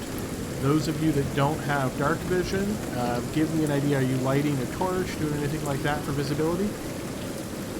Yeah, Rasmus would have a torch in one hand, and he would be trying to wrangle the horses with the other so he could do his best to see. All right, and I'm doing a quick double check of where everybody's at. So I've got Rasmus outside by the horses, along with Gale also by the horses. And I've got Spectre, Ben, and Kurtu inside the carriage. Truth. Yep. Okay, so yes, you guys are trying to wait out the storm here, doing what you can. Again, very, very dark, and as you guys are doing so, I would like everybody to give me a blind check. Spectre, Ben, and Kurtu inside. Essentially, this is going to be at disadvantage, as your ability to see much here is pretty limited. I mean, she's like looking out the window, but sure. Blind. I'm not looking out the window. I may get wet.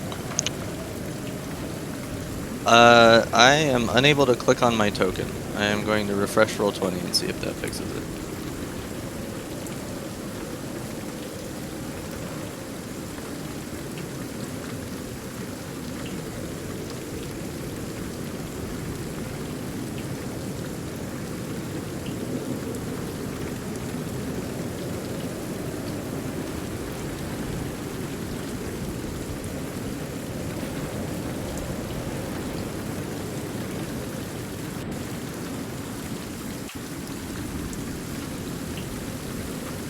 Did that work? It did, yes. Okay. Okay, so Gale and Rasmus, both of you guys being outside, you notice through the darkness, so again, rain's coming down pretty heavy, it's very dark. Rasmus, you're holding on to a torch, so what I'm going to do is give you a quick outline and make sure you're approximately where you'd like to be. Oh.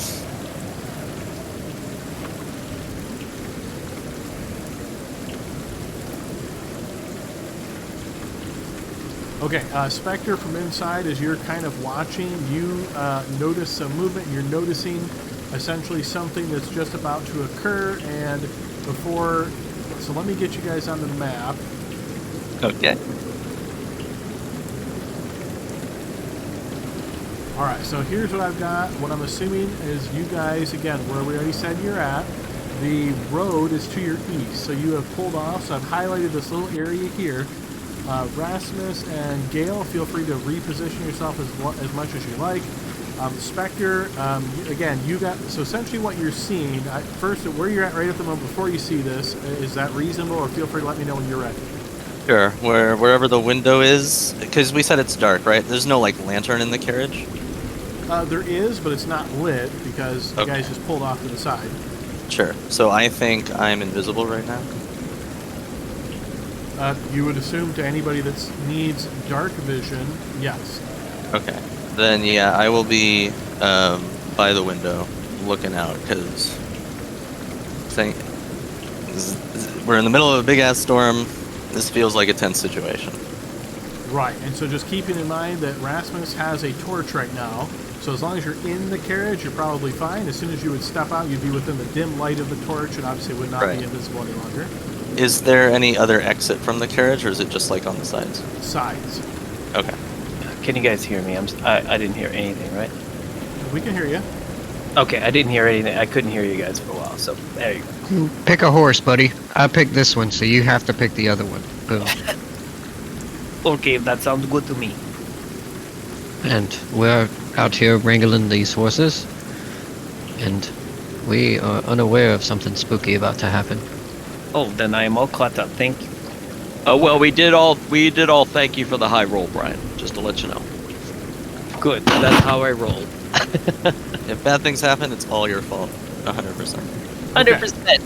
So everybody's good where they're at right at the moment. So essentially how this works is, before we move into initiative round, based on your checks, Rasmus, Gale, and Spectre, you all notice suddenly this large shape in the air moving through towards you in the darkness. Now what's very peculiar about this is, first, the sort of shock of it is that it looks to be a very large blue dragon.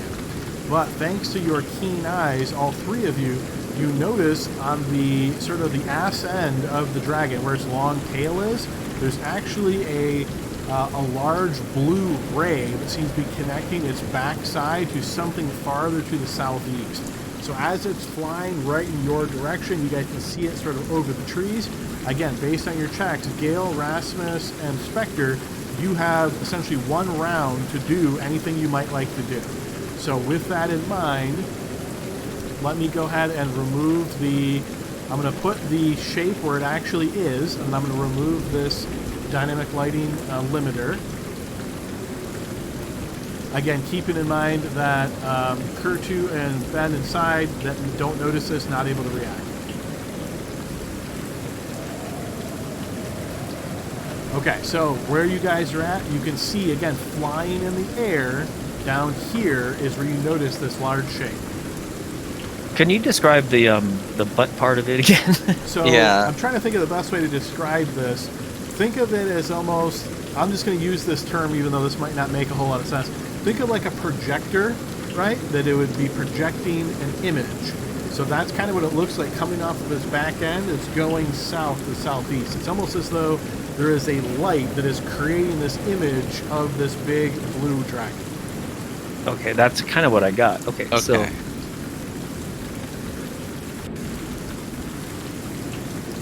So does Rasmus, do you see it too, or do you not see that? No, I see it. I see it. We gotta move quick. Do you want me to chase down that thing that its tail's connected to?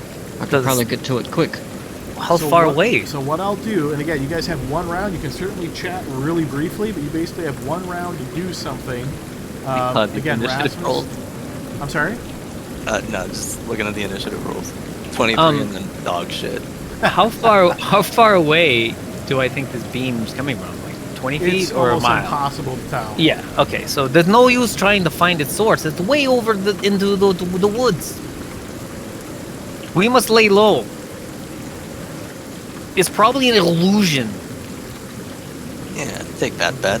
I will say to the people in the carriage, incoming, because she's not quite sure to make. I don't think she's like. I don't think in 6 seconds she would make the connection that this is some kind of illusion or trick or something. She just sees this big ass dragon with a light behind it coming at it. And it's like, we got to be ready for whatever. So I'm gonna say incoming, and then seeing that Rasmus has lit a torch, I'm gonna bail on the carriage and like go outside the torch's radius, like behind this tree or something. Okay, feel free to take 1 round of movement, Spectre. Okay, so this dragon is, to clarify, this dragon is heading this direction, right? Yes.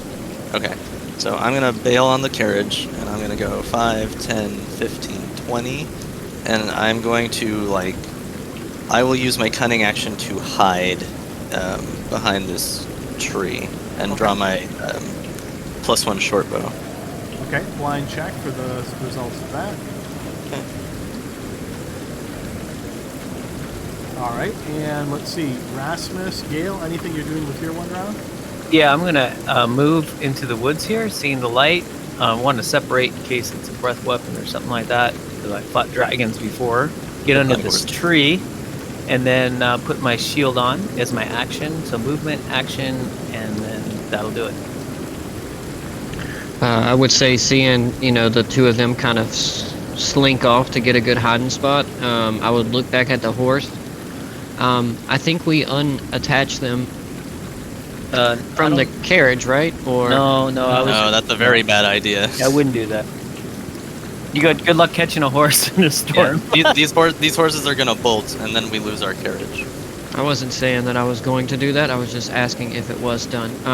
I didn't hear anybody declare that, so my assumption is that they are still connected. Okay, so then what Rasmus would do then is he would start moving in the direction towards the what he believes to be the dragon, because he's got this big light on him. So he's gonna try to move this way, and he's kind of gonna like Jeff Goldblum from That's what I was Jurassic thinking, Park. T-Rex. Yeah, and Right. he's gonna try to like see if he could attract its attention his way. Okay, so you guys are good there. So now I'm going to include the other participants.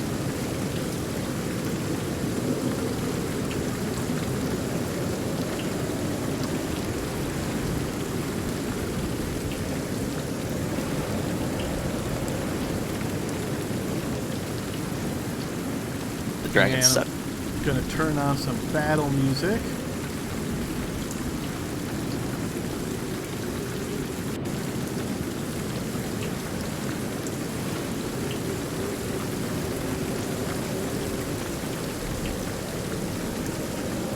Okay, hopefully that's not too loud. It's super quiet for me.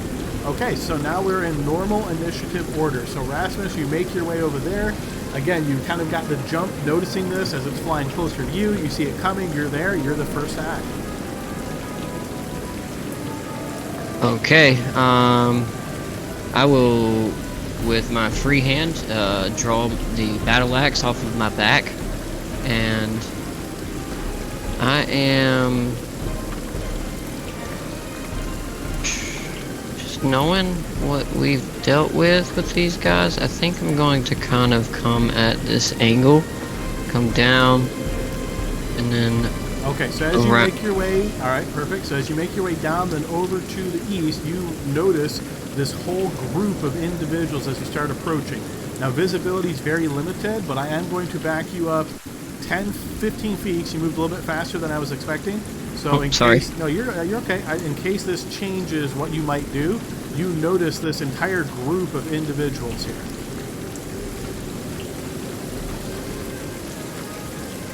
Okay, and that just quickly, with my passive perception, can I see anything? So I still got 15 feet of movement. So can I see the tail of the dragon attaching to any of these creatures? You can't see the creature that it connects to, but you can see that the tail comes down in this rough area. But again, it's out of it. The exact place that it connects is out of your line of sight. Okay, so let's see. Just want to look at one of my items real quick and see what it takes to activate it.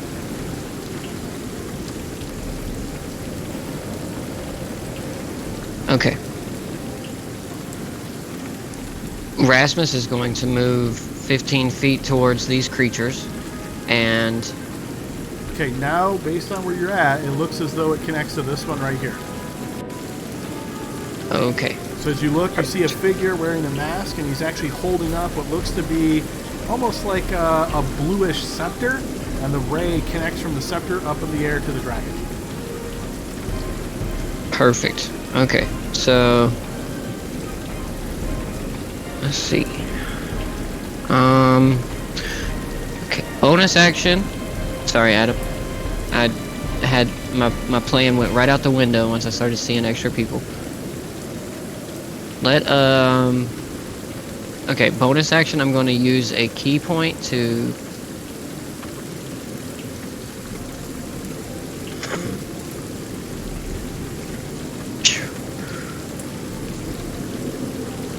Step of the Wind.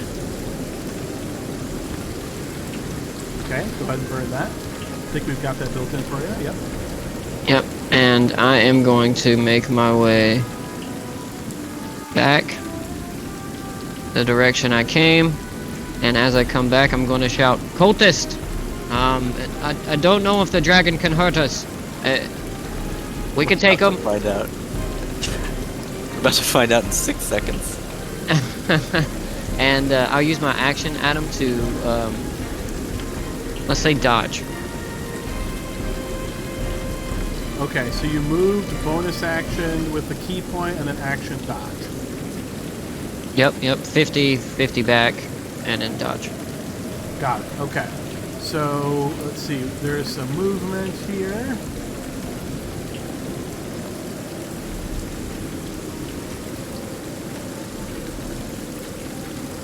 Some more movement.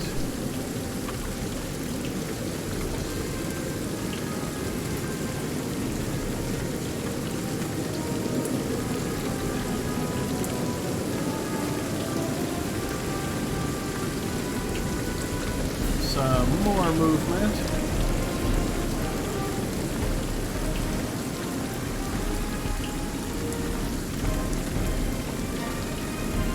Okay, then we get the Spectre's turn.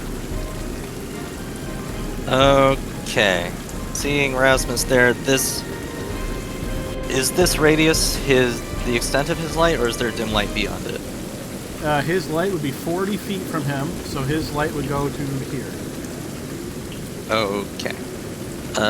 Then, seeing that, I will sneak around the side here. Can I move through these tiles here, or is this impassable terrain? No, you can move through that. Okay. I'm going to sneak around the tree here, 5, 10, 15, 20. And is this my Dread Ambusher round, or is this a normal round? Did we count the first round as the first round, or was that a free round? That was like a free round for you guys based on what you spotted. So this is your Dread Amateur round here. Okay. So 25, 30, 35, 40, 45, and 50. I get 10 more feet of movement. I still can't see jack shit. So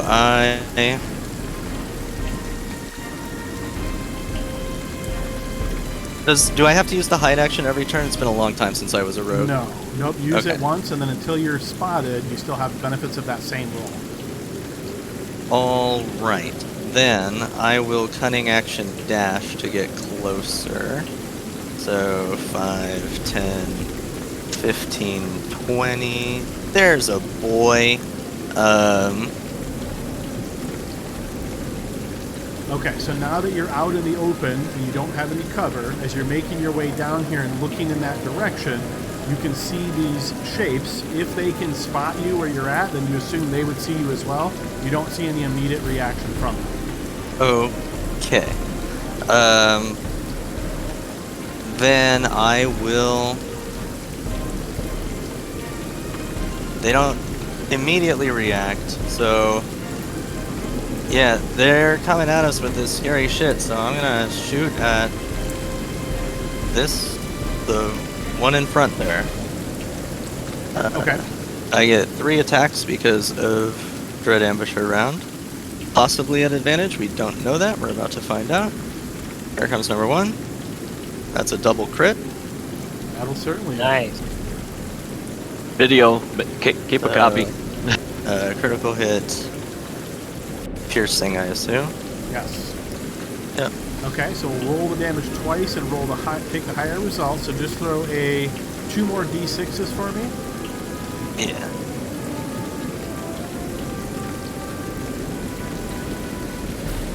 Okay, so we'll take the original 10, and then we'll switch out that 1 sneak for 6 sneak, so 16 points of damage. So your arrow flies out, hits into this guy, and you notice he collapses.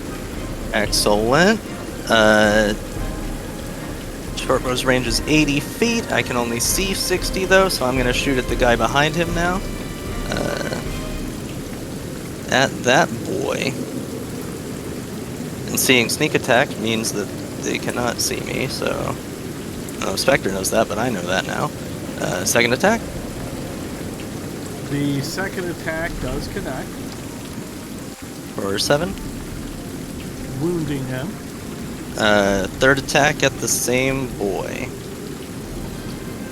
That will also hit. So there's 10 plus 1d8 from Dread Ambusher. Alright, all 3 arrows find their mark, taking 1 down and wounding another down. Okay. I moved 20, so now I'm gonna go back 5, 10, 15, 20, 25, 30. And that's all I got. Alright, through the sound of the rain and the powerful wind, Rasmus, you can hear some shouted words, but it's hard to make out exactly what they are because of all this weather sound.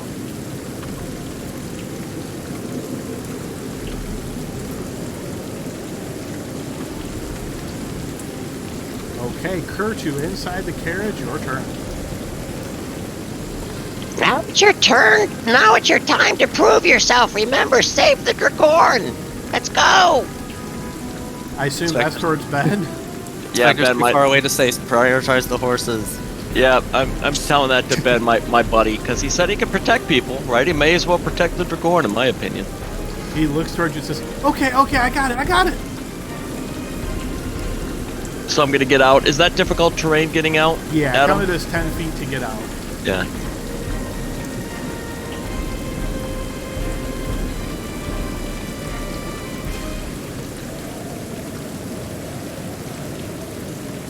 Alright, I see that dragon guy there, so what I'm gonna do is I'm just gonna go through the trees here a little bit, Adam, because I don't know the other guys are down there, so. Is this difficult terrain or are they high up? Nope, you're good. Yeah, that's just the leafage up in the air. So think of that as you're pushing towards the trunk of the tree. Yeah, so that's 10, 15, 20, 25, 30, so that'll be it. I will, although I don't have good...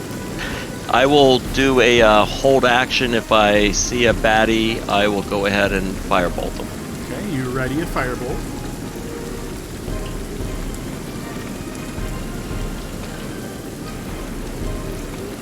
Alright, Ben pops out of the carriage, and you notice him, actually before he pops out of the carriage, you notice he spends a moment here to light a torch. So now he has torch in hand, and then he will pop out and climb on top of the carriage as he keeps his eyes peeled as best he can.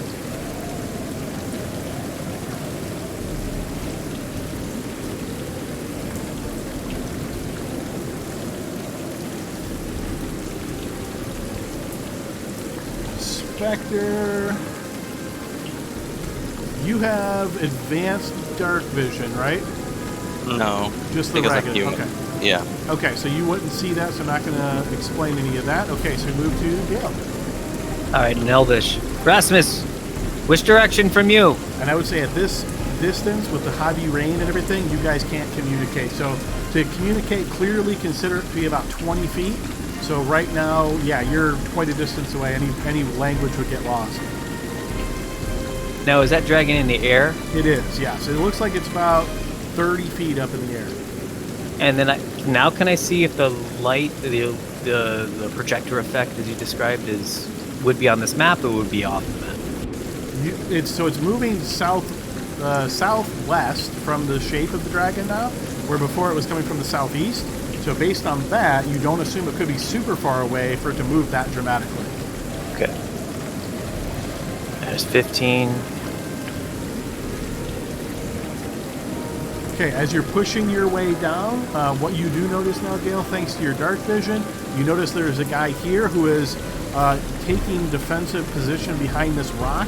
He is essentially 3/4 cover, but you can see him kind of peeking out and looking. And actually, he's kind of more looking this way, but obviously he can see you approaching now too. Great. There's 25.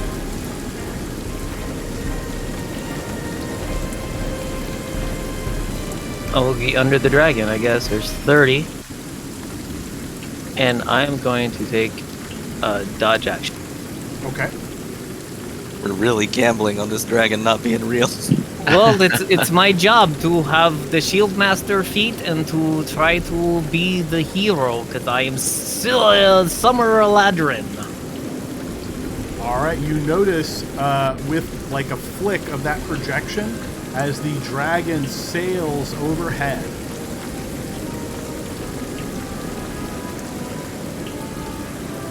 As it does, flying right overhead, getting next to you, Spectre, you notice it swoops down, turns, and lets out a huge bolt of electricity, making sure to send this line where he could see exactly where you guys were, which is going to hit the two of you.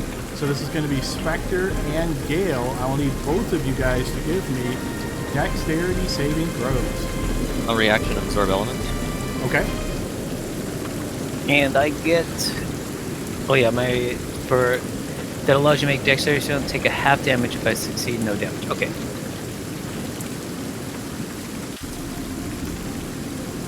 So not a blind check, just a dex save.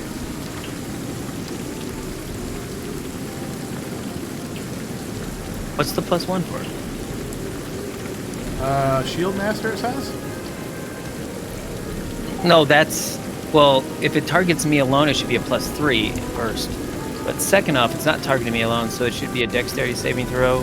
Okay. So, yeah, it's just that's an 18. Okay.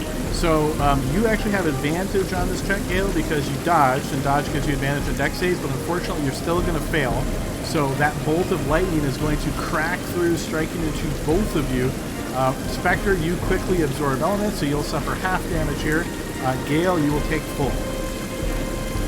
Here we go. Yeah. 19 wasn't enough. That's an 18. Okay, so let's see, that should work. For some reason it went to GM, but there we go. So 60 points of damage to the two of you. So 60 to Gale, 30 to Spectre as you absorb. How high up is the dragon? He is on the ground now, right next to you. Nice. Okay, we move to the top of the next round, Rasmus. Okay, Rasmus will move forward 30 so he can see better. And can I see where the scepter is now? You can, yes. The air is being projected from here. Okay.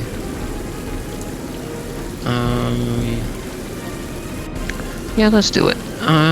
Let's see, that was 30, so I got 20 more. So I'm gonna come into this top angle. Now, even though there's this tree here, I'm assuming I can go under the tree, right?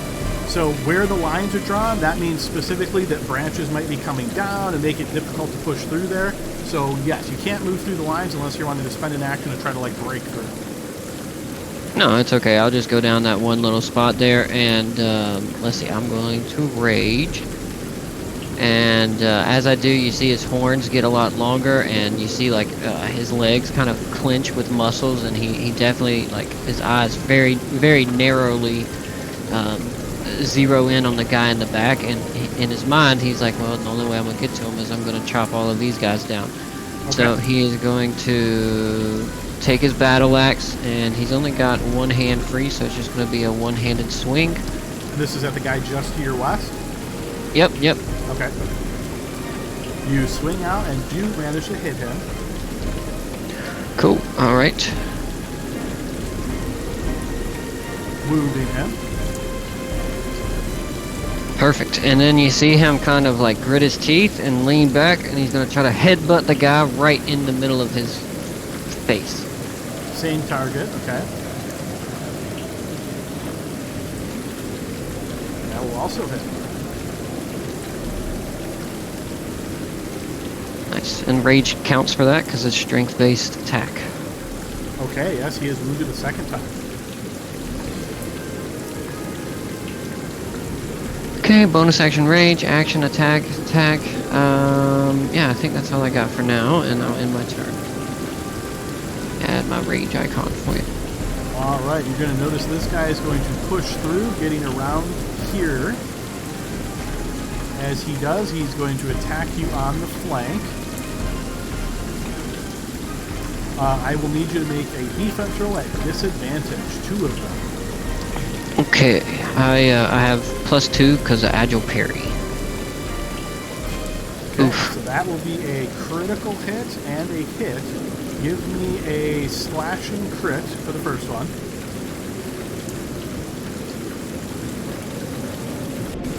Okay, so true crit. So on that one, you will take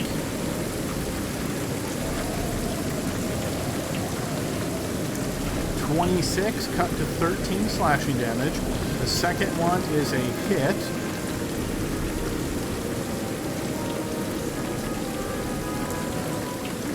And on that one, you will take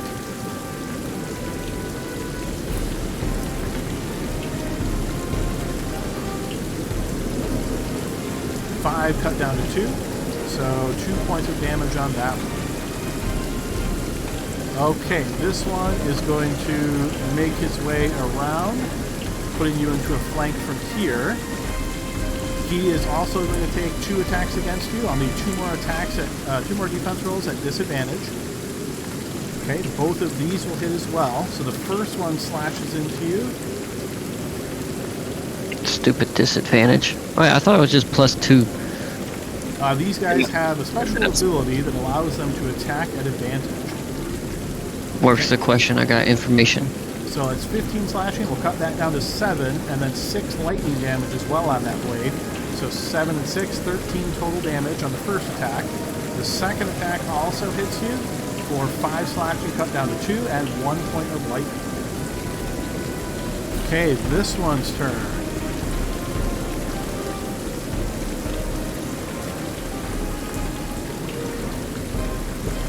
Alright, he is going to step up to here, and as he passes by, he is going to also strike out at you twice. As he stabs forth, he is wielding a short sword. I'll need 2 defense rolls at disadvantage. Okay, he hits you on the first attack, but the second one you do manage to evade. As he stabs forth with this blade, you will take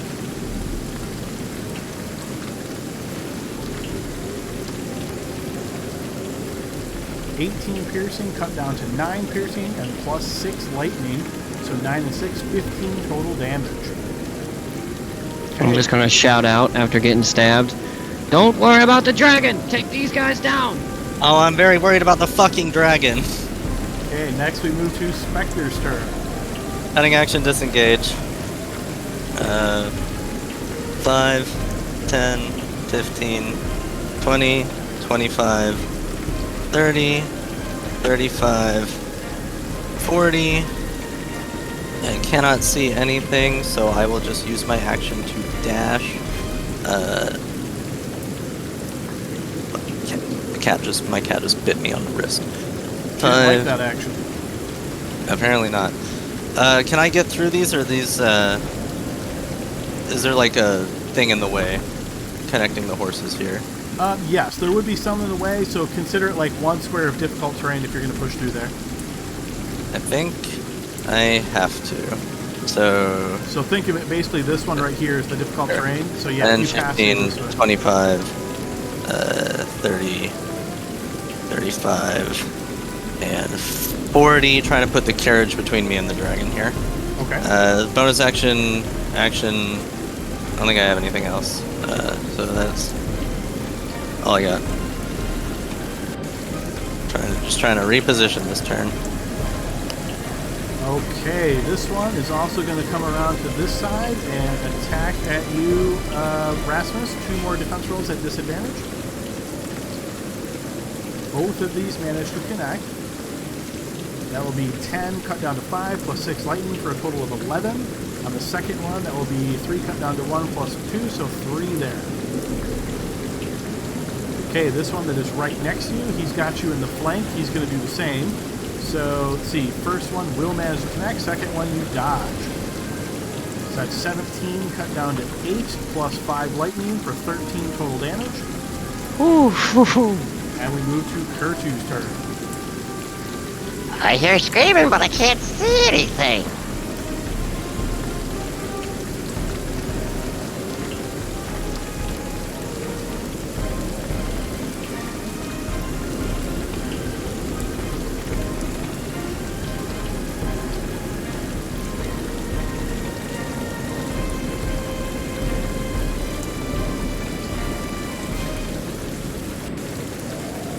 Alright, that is 30 movement there. Shoot, now I can't see. I am in a bad spot to help you guys. My apologies in advance.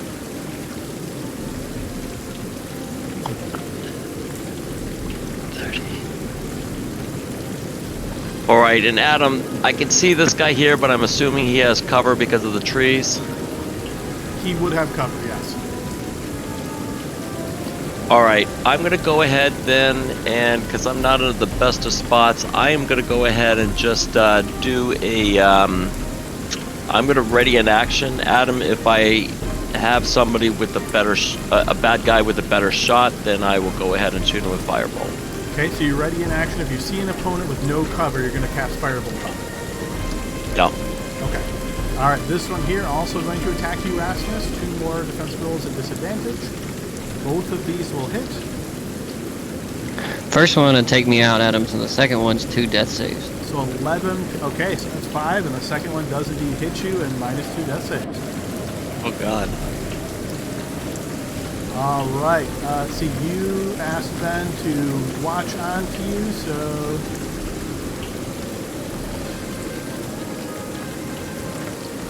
You do notice Spectre here, Ben pops off, get next to the horse. He's then going to dash down to here, and you hear him whispering behind you, Kurtu, "Don't get too far away from me, otherwise I won't be able to protect you." Help my friends, anybody that needs it. Alright, this guy's turn.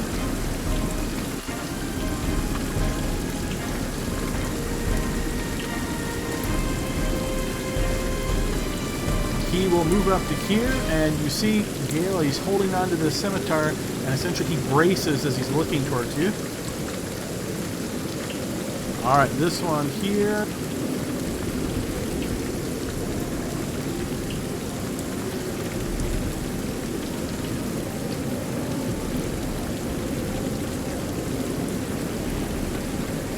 He is going to move up, scampering along the rocks as he gets to this rock, trying to use it for cover as well.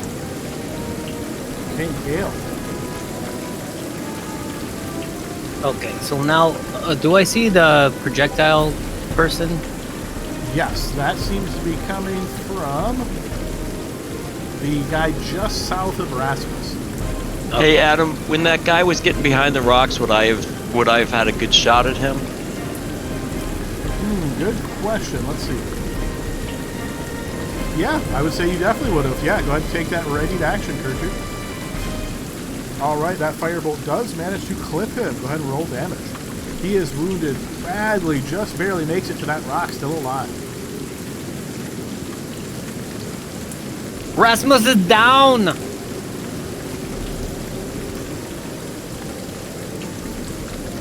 I'm gonna jump into the fight. I got hit for 60. Dang. Alright, bonus action, second win.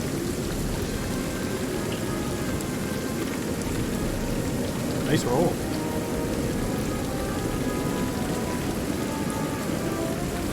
It's not reflected in my hit points, but I have it adjusted. It says I'm full strength. Oh, on my screen, I see it. Yeah, that's a bug in Roll20, unfortunately. Okay. Alright, so I got to get through that guy, the silver token guy. Okay, so then I must fight through all these guys. I'm going to go here where everyone can see me fighting valiantly. I'll move up here. As you get to there, you notice the guy that was prepped and ready for you swings out at you. Great. Defensive roll, please.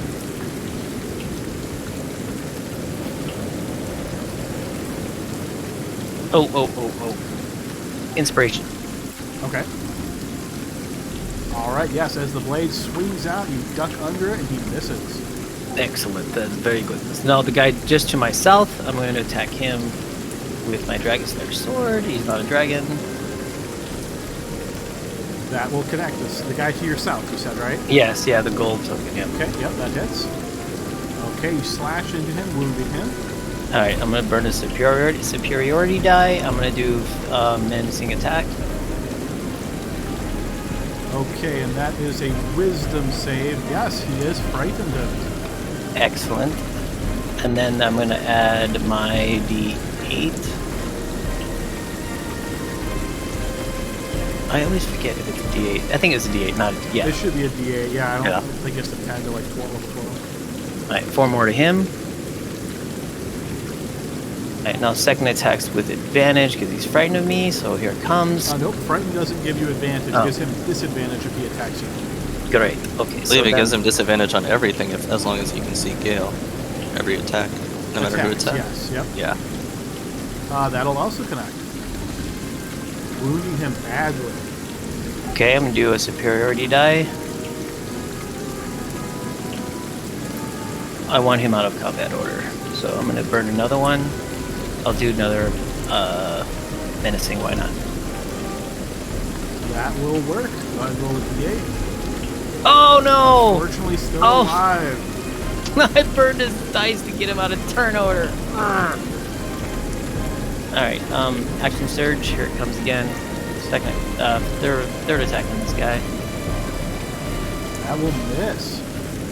Alright, here we go.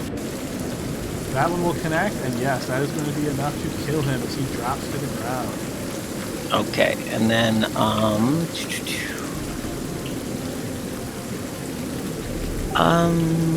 I did my bonus action already. Okay, that's it. I'm in combat. Alright, you guys hear through the storm the flurry of wings flashing as the dragon, now in the air, flies above. Rasmuth, very important death save. GM only, please. There's nothing we can do, bud. You got inspiration? I don't know, does Rasmus have inspiration if he might have possibly failed that one? No, he does not have any inspiration. Okay, we will move to the next turn, which is this guy here. Alright, he is going to push up past and put you in a flank here, Gale. And when he does, I need 2 defensive rolls at disadvantage. He's going to hit you, then crit you. So on the first one, you're going to take 13 slashing. On the second one, I can't take crit. Nice. you have adamantine. Yes. Okay, so then don't bother rolling a crit against yourself. It's just a regular hit. So that'll be 3 additional slashing, total of 60 damage on that one.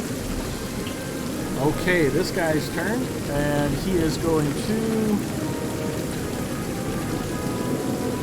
He's going to take the dead guy's space as he steps up, looking at you through this very ornate mask.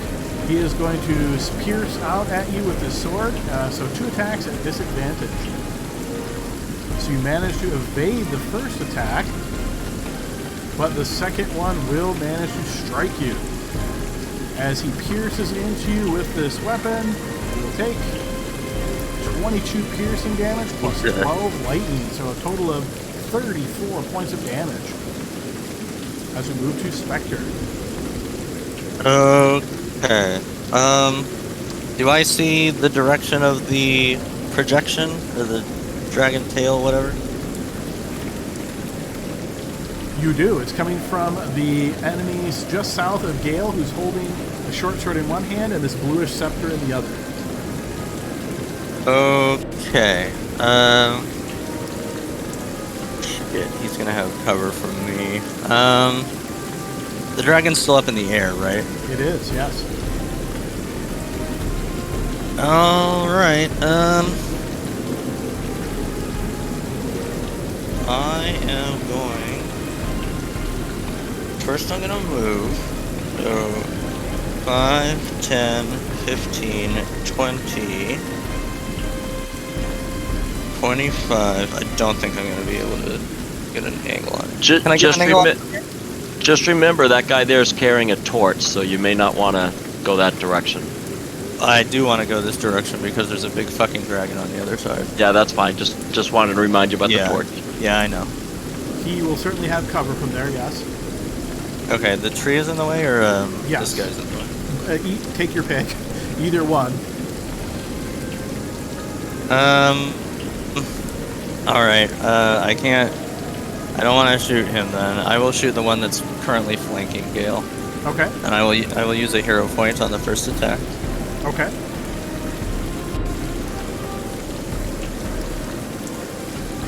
Actually, I'm gonna Hunter's Mark him first. So bonus action Hunter's Mark. Alright. Now I'm gonna hero point shoot. So here's that. Okay, so add 3 to hit. 3. That makes you hit on the dot. Hell yeah. Nice. Go ahead, plus damage. Okay. So 9 plus 2 plus... Do you want to take that Hunter's Mark roll, or do you want me to re-roll that one? Just go ahead and... yeah, I'll just take it, because I only posted 1, so I'll take it. Okay. Second shot at the same guy, I guess. And I will hero point this as well. Only a d8 this time. That's all I'm going to need. Okay, so we'll add 2. Unfortunately, that's going to be a miss. Yep. Actually, can I inspiration that? Sure. Yep. I will burn inspiration to re-roll.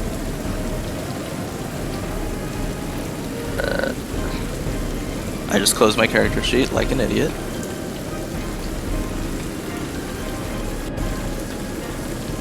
There we go.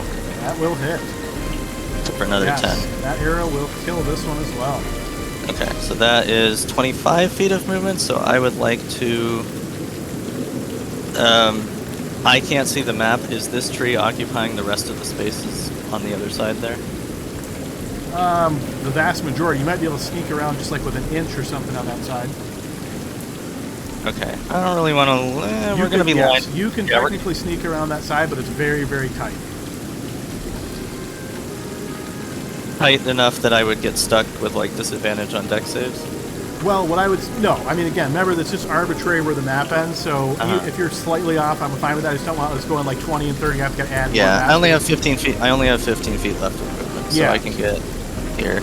Which it seems like a bad idea with a blue dragon with lightning breath that can just shoot this way, but, I mean, he can do that wherever, so he can just move and do it again, so I'm going to back off 5, 10, 15.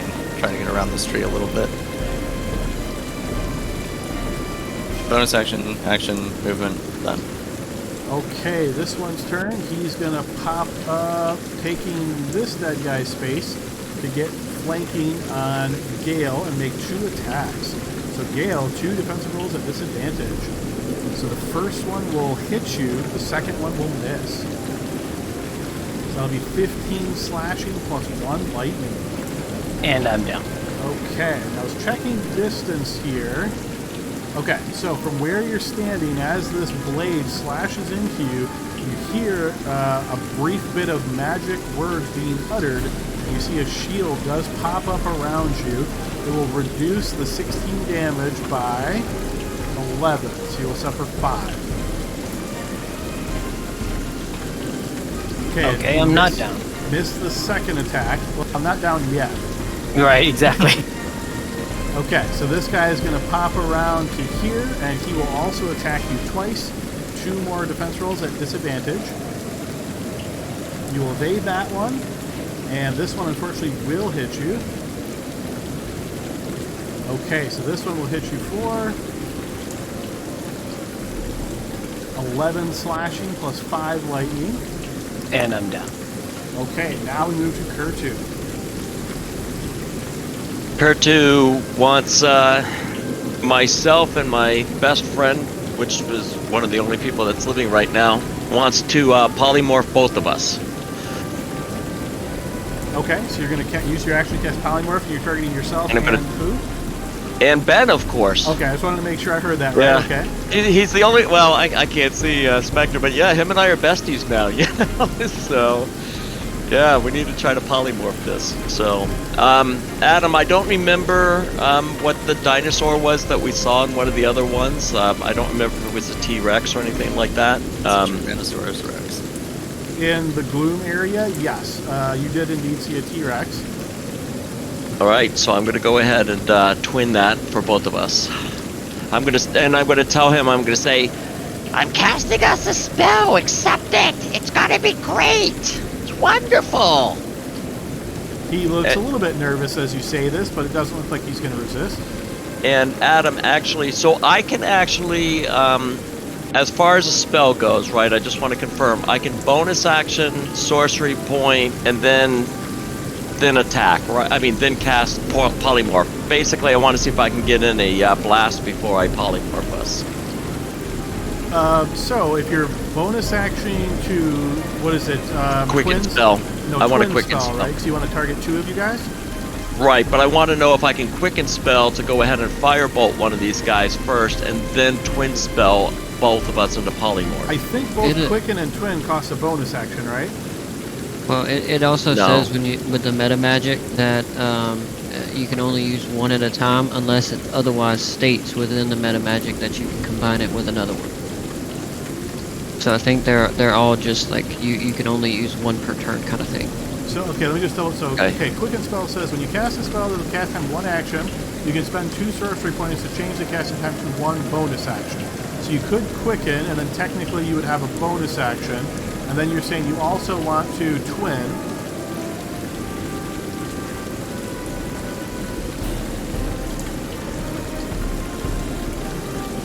Okay, so twin doesn't cost anything, so let me just double check meta magic in general.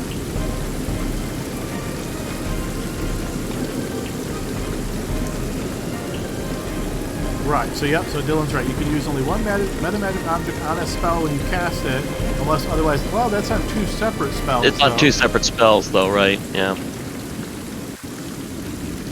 Okay, for time being, I'm going to say, yeah, I'll do a double check after, but sure, you can do that if you want. Okay, so I'm just going to go ahead and spend them. Okay, so your quicken spell, alright, so you spend the sorcery points, and that allows you to bonus action cast Firebolt, right? That's what you're doing? Yes, and then on polymorph, I'm going to go ahead, and that's the one I'm going to twin, so I'm going to move this up to 3. Excuse me, level 4. Okay, so you're upcasting and twinning, okay. So yeah, I just want to make sure I counted. Yeah. Yeah, so who's the target for your Firebolt? Let's do that first. Well, I'm going to go ahead and unfortunately target this guy because he's the best shot I have, you know? Okay. And I am going to hero point that as well. Okay. Okay, we'll add 6 to your Firebolt. That will certainly hit. Okay, Firebolt strikes out, hitting this guy and wounding him. Alright, I'm going to have both of us turn into Tyrannosaurus Rexes. Okay, let me see if I already got that. I don't think I do, so let's just pull that from the SRD. Yeah, sorry, I didn't think about that ahead of time, Adam. That's alright, no worries. This one's usually pretty quick. When you can turn someone into a T-Rex, why would you turn them into anything else, right? And why not have a buddy with you, right? So. Right, and then just keep in mind now, as a T-Rex, or as polymorph, your intelligence is reduced to that of a T-Rex. So you maintain concentration, but now you're a T-Rex and limited by that intelligence. So what I'm going to do is, let me give this sheet, you access to this sheet.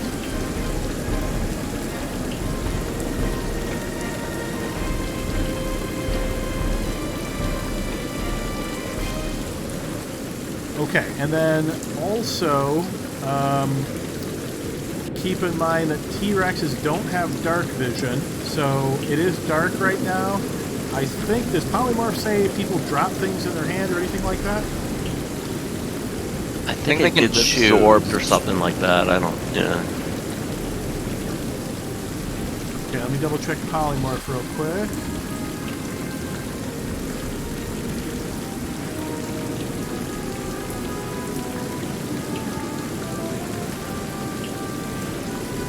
The target's gear melds into its new form. Yeah. Okay, so I'm assuming then that the torch in Ben's hand is going to meld into his new form. So essentially his torch goes away. So what I will do is I'm going to move the two of you back to the wagon. As your forms are now changed. So one of the T-Rexes here.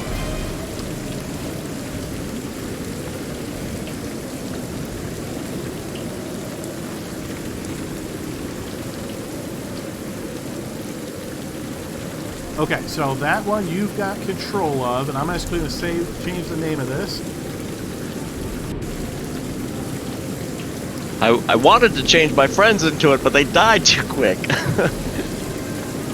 Or dropped anyway. Okay, so there's a Tyrannosaurus Rex Cur2, so that one you should have access to. Or Tyrannus. I tried.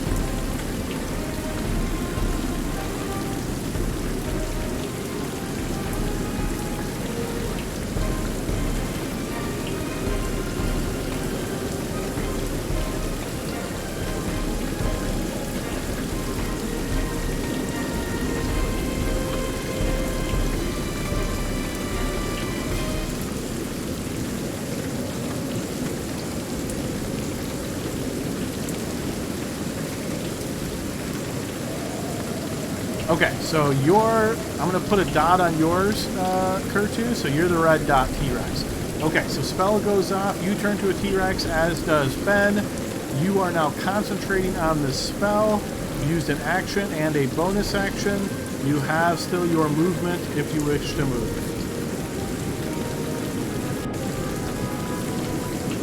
And I got to make sure I give you vision as well. Okay, so that is what you can see.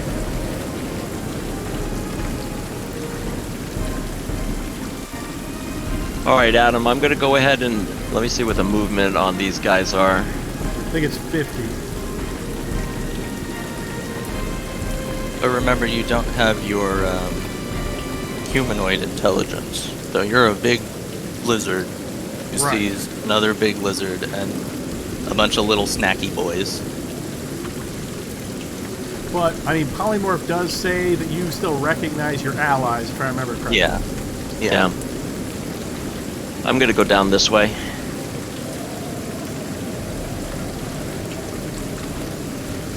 Adam, I don't know if that's 50 or whatever. I think you still got it's hard. It's hard when you've got, you use 5 squares, right? You know? Yeah, so it's easier with the big guys like this to move one at a time, but yeah, you're fine like that. Yeah, I'll just go ahead and I can't attack or anything, so I'll just stand here. Okay. Okay, well, the one that's right next to you, he's quite shocked to see a T-Rex just suddenly appear next to him, and he's going to try to swing out and hit you. So, let's see, this one here, he will take 2 attacks against you. These are not at disadvantage. So, yeah, go ahead and give me 2 defense rolls as the T-Rex. Now, how you do this is click on the token. Let me make sure I've got everybody with this one, because this is called an NPC defense roll, because now you're a different form. Yes, all players have that one. So when you click on the T-Rex, do you see an NPC defense roll token action at the top there, Bill? No, I don't. I'll wind up having to do it. Okay, let me just double check and make sure with this macro. You should. So when you click on the T-Rex, you don't see a button at the top that says... No, it wasn't in my bar. I have to go get it out of the bar. No, I'm sorry, not at the bar, not at the bottom. I'm talking about at the very top. So like next to the pointer, when you click on the T-Rex, you should see a bunch of token actions just appear there.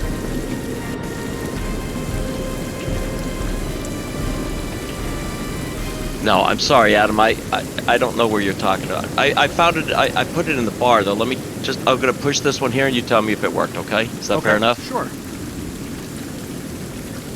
That is correct. Yes. Okay. So He does manage to hit you on the first strike, so let's go ahead and roll that.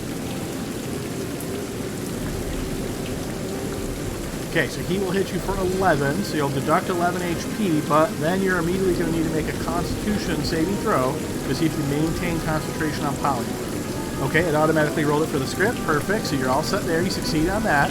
He's then going to take another attack against you, another defense roll. He's going to hit you again, and just do a quick double check.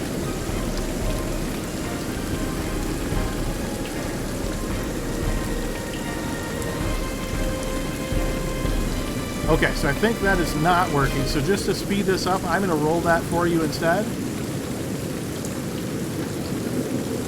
Oh, maybe it was working. I didn't think he could roll that low. Let me double check real quick.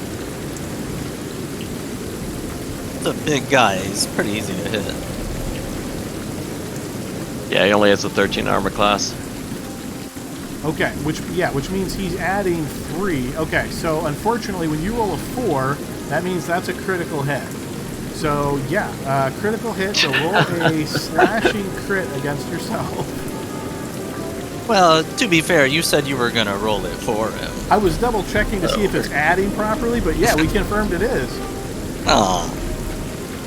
Okay, so normal damage, and so just a regular damage. So he's going to deal 3 slashing against you, and then you'll lose another 1d6 at the start of your turn.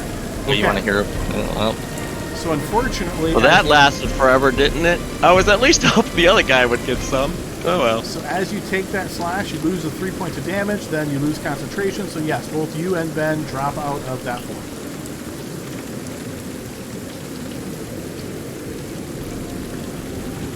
Okay, now as you revert to your normal size, you can pick any of the 9 squares you used to occupy.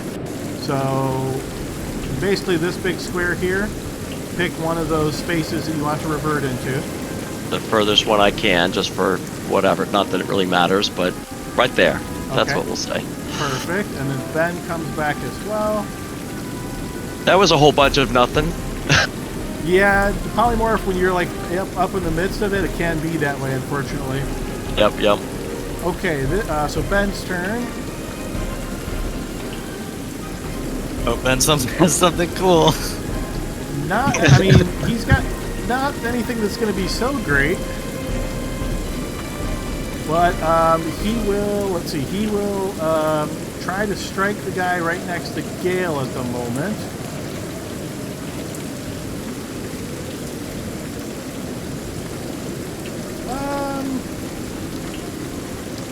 Yeah, that's what he'll do. Okay. Okay, he will shoot out a blast of arcane energy, but unfortunately does not connect against the guy. He will then move to the south here. Okay, getting to there.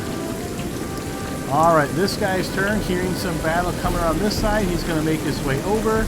Getting up next to you here, Kurtu. I'm going to take concentration off since you're no longer concentrating.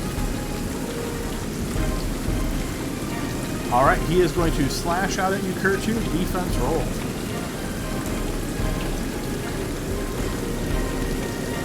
He will hit you on the first strike, dealing 16 points of slashing damage.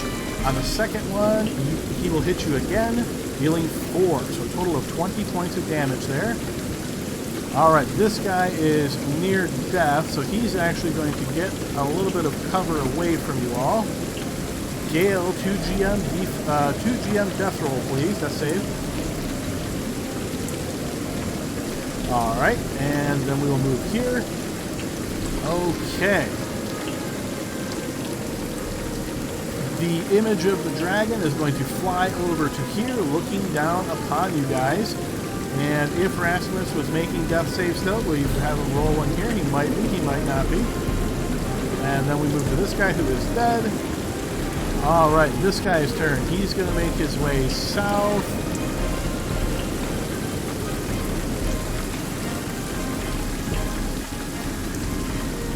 Okay, he will get to here, and Kurtu, making sure you're in the center of that square there. Alright, Kurtu, you're going to notice as this guy holds out his hand, and you see electricity gathers in his hand, and he flings it right at you. I will need a defense roll. All right, Adam. I'm also going to use absorb elements. Well, he hasn't hit yet, so roll your defense roll, see if it hits, and then if it hits you, you can certainly react absorb elements. Okay. Okay. Okay, he does indeed hit you, so yes, go ahead and burn your absorb elements. Alright, so you absorb elements, suffering only half of the damage. So that will be 5 points of lightning instead of 11. Okay, Spectre's turn. Okay, measuring this out, I think I can get to Gale, but I see that there's still a guy here, right?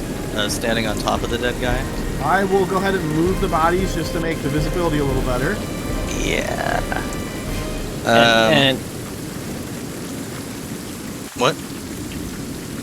Someone was about to say something. no. Okay. He was trying to give tactical advice from beyond the grave. No, I'm kidding. It might be necessary at the moment. Can I see? I can't currently see where Ben is, who is holding the torch, but I see this part of the radius. Is that the 20 feet or the 10? So light extends all the way through that. Basically, everywhere you'd walk through there, you're in light. Okay, but if I were to back off, am I currently in light right now, or am I concealed by the tree? Okay. Then, yeah, I kind of have to start picking. I kind of have to start shooting. So I will move my hunter's mark because the hunter's mark guy died, right? The guy I had his mark. He did, yes. Okay. So I will use my bonus action to move that to this guy, and then I will make 2 shots from the darkness at him. Okay, so I just did that so you can see the exact radius of the light.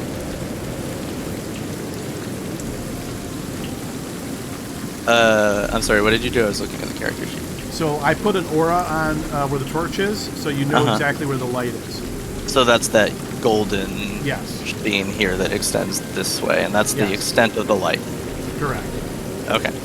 I'm still going to do what I said I was going to do. So, first shot, hero point. That's at the guy northwest of Gale? Yes, sir. Okay. That'll certainly hit. Okay, 7 he plus is 2 he plus is struck and Hunter's wounded. Mark. God damn it. Still wounded. Second shot, another hero point.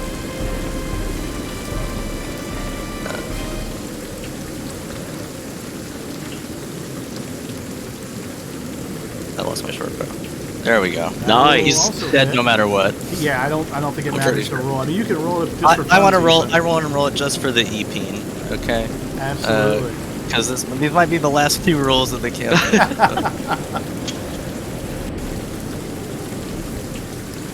He gets a minor injury. I shoot him in the dick. Okay. His minor injury is death. Yeah. Pretty minor.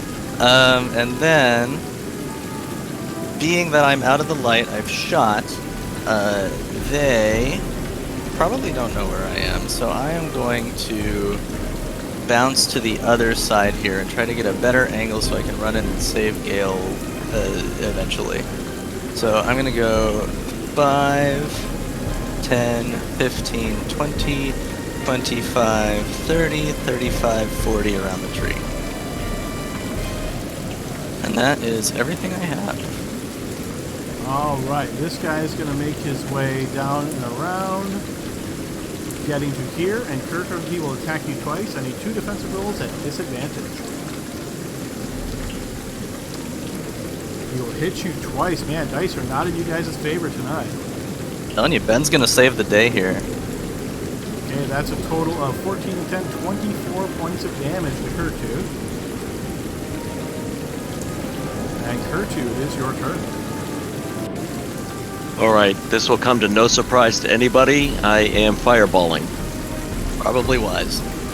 I think the surprise is going to be exactly where you put it. Ah, who cares? Right now, it's all save the threat. Right? All right.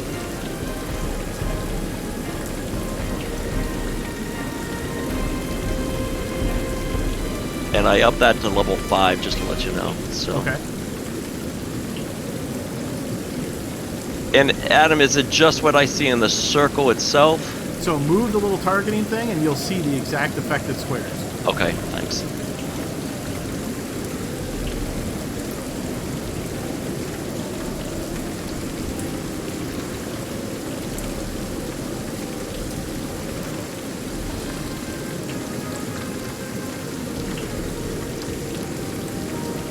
I don't want to do that. I don't know who's up above, right? So that'll get everybody plus myself. That's fun. You won't get hit there because it has to cover at least 50% of your square to be affected. So notice the square you're on is not shaded with that lighter red. Only the squares that are shaded with lighter red are hit. Okay, and the other guy won't get it either then. Correct. The one in the just northeast of you, he would not be in that.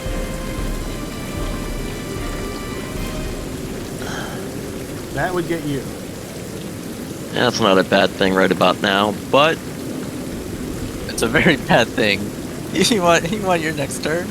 no, I do. But the challenges too is I do have resistance to fire. I mean, it's not a good thing, but I'm just saying that my hope is to get them right. You know, so I mean, I can't see them from where I'm at, so you do you. But yeah, but I just think Gale's up. I know Gale's in that area, so I wouldn't do that. So. Oh well, if I can only get 3, I can only get 3. I'm imagining feverish messages in Discord right now. No, I just No, we're know that silent. We're silent. we are silent. I just know he was up there earlier. Like, I right, know he's you up there somewhere. I'm like, in that dude, pile. 5 feet to the south. Bill, what are you trying to do? Yeah, yeah. No, I'm trying to. Yeah. I don't know if I can get it though, Adam, where I just get. I mean, it's always a challenge with Fireball because how it's Yeah. shaped, right? If you don't have good visibility on where it's going to reach, it stretches around corners and everything. So, I mean, it's going to get Right. everything in the shade. And which is the one with the holding the scepter? That's the most important. that's the thing. priority That's- target. Yeah. That's the guy who is right here. Okay, so he definitely has to be, in this thing here, right? So, well, I'm gonna go ahead and do this, and Okay. I'll just call it good. Okay, go ahead and do trigger all.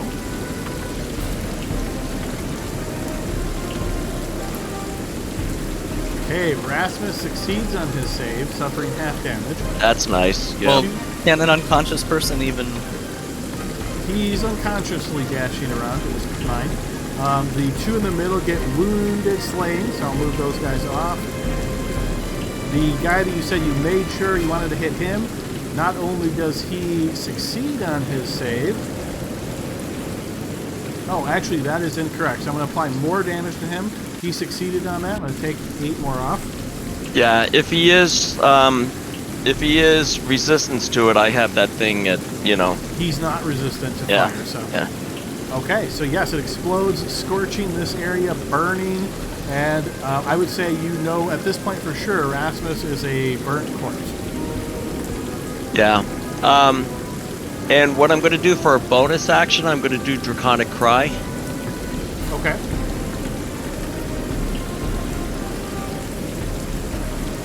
Just in case, right?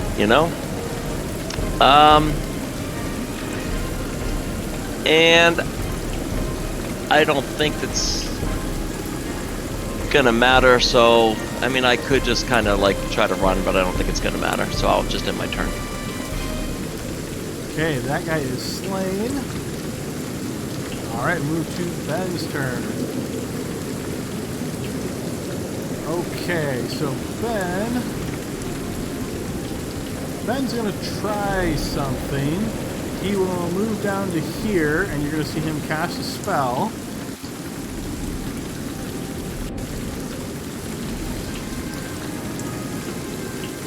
Okay, he casts a spell, and you notice the guy holding the scepter suddenly vanishes. What happens to the dragon? What happens to the dragon? The dragon also vanishes. Hell fucking yeah! What did I say? Ben's gonna save the fucking day, boys!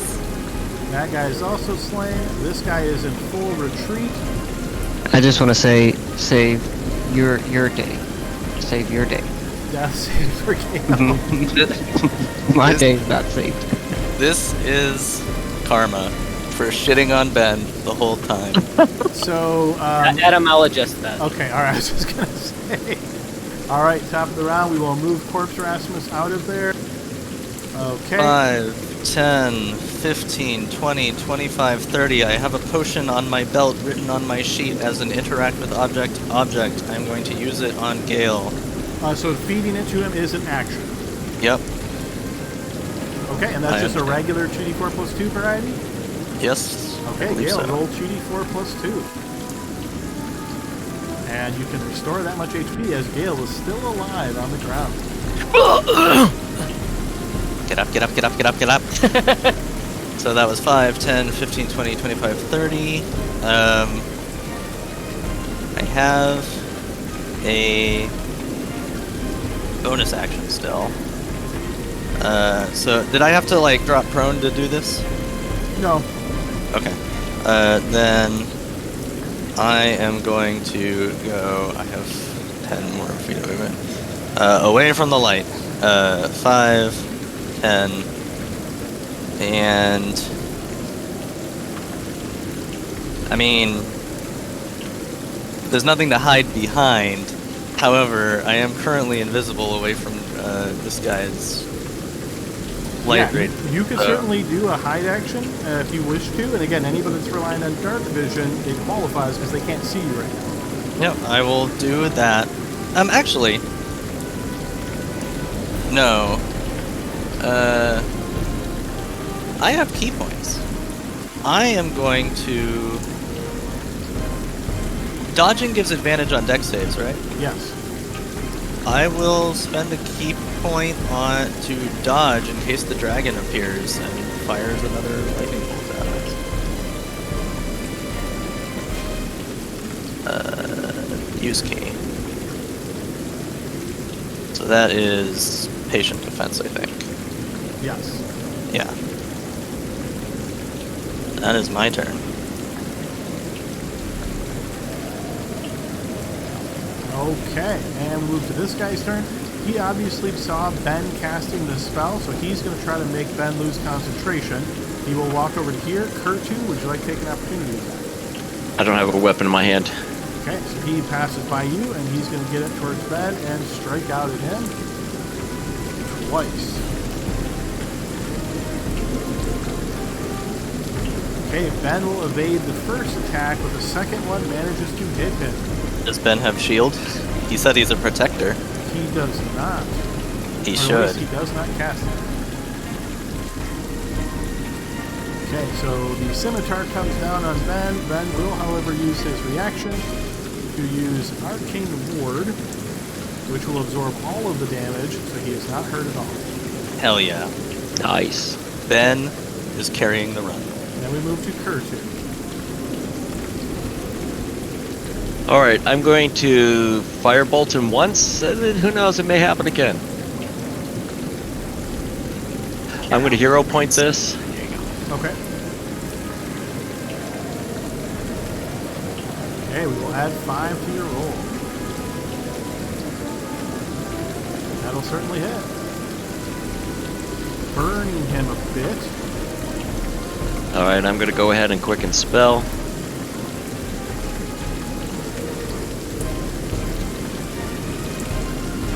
I'm going to hero point it again. Who knows, that one could be important.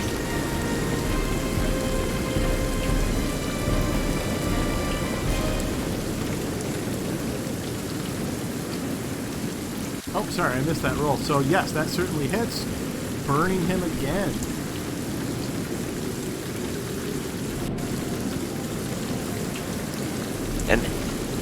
And it wouldn't matter because my turn just started. Okay, I'm going to do the brave thing and I'm going to run my... Yeah, I'm going to run. Okay. Braves are Kirk to ran away. We're gonna Yep. bunch a band get killed. Yep, I'm going to end my turn. Okay, so those of you, I think Kurtu, you can still see this. You'll notice Ben motions with his hand as this arcane energy explodes in front of him towards the guy.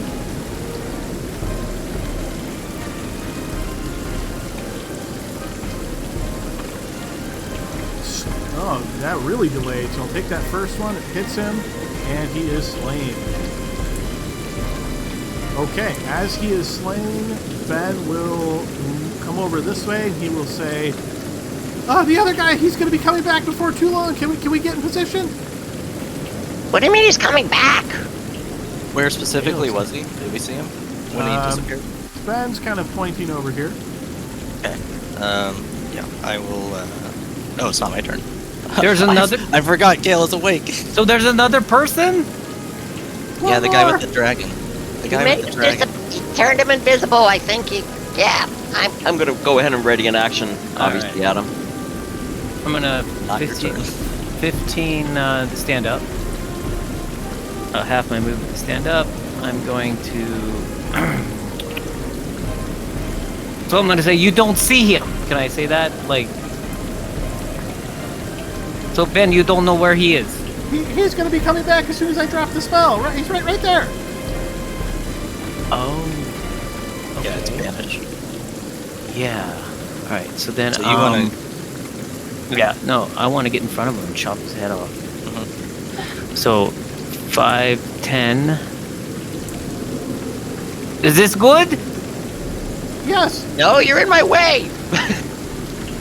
Well, then you. Well, he only has 15 feet of movement, so that's. Yeah, Okay, I guess from that's there. true, right? Now I'm gonna ready my action. That if we see him pop in existence, I'm gonna attack him. Okay.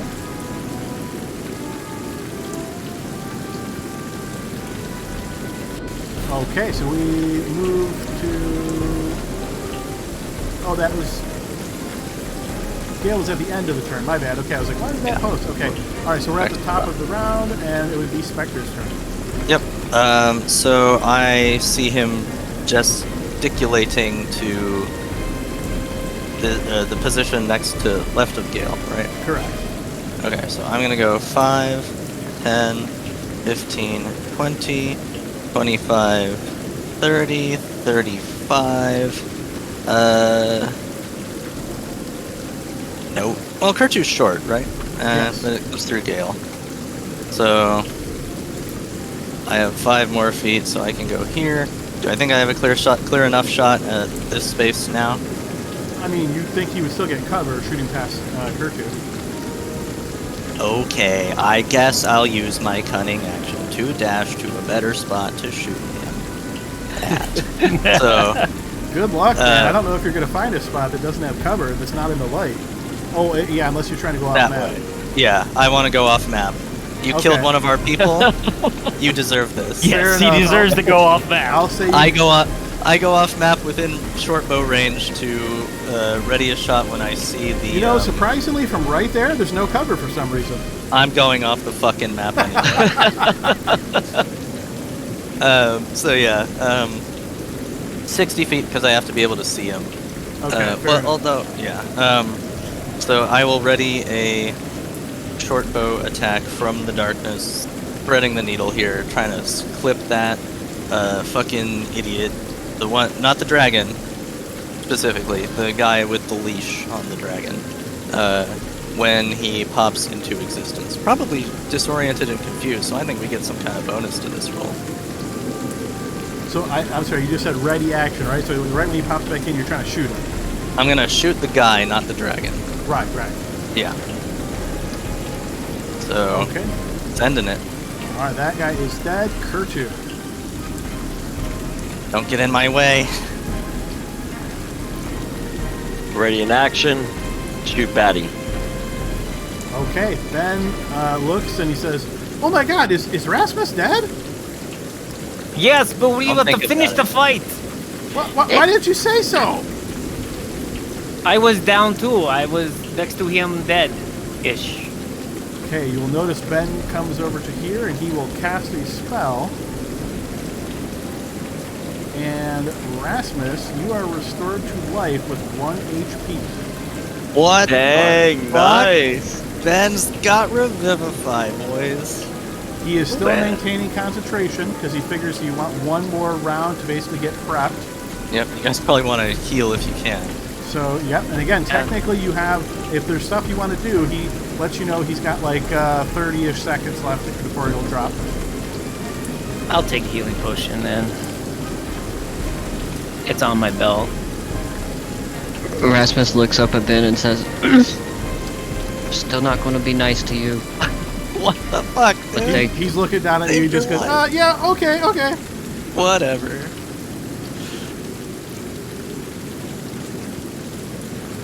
So let me open my character sheet back up. Yeah, you're probably building another character, weren't you? I was waiting for things to slow down so I could roll stats, so I wouldn't bother. Dylan's in his mind is going, which one of my 6 character ideas should I play next? Look, honestly, tab number 2 is like Wikidot, and tab number 3 is portraits of different characters. I was already thinking ahead.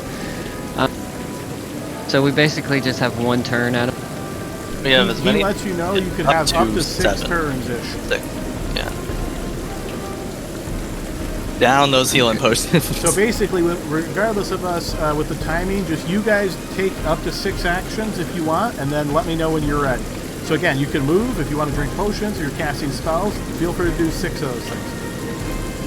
I am out of the light, and if there is a better place that I can stand other than over here where I get a clean shot at him, I will do that. And are you communicating to Ben that you want to be out of the light?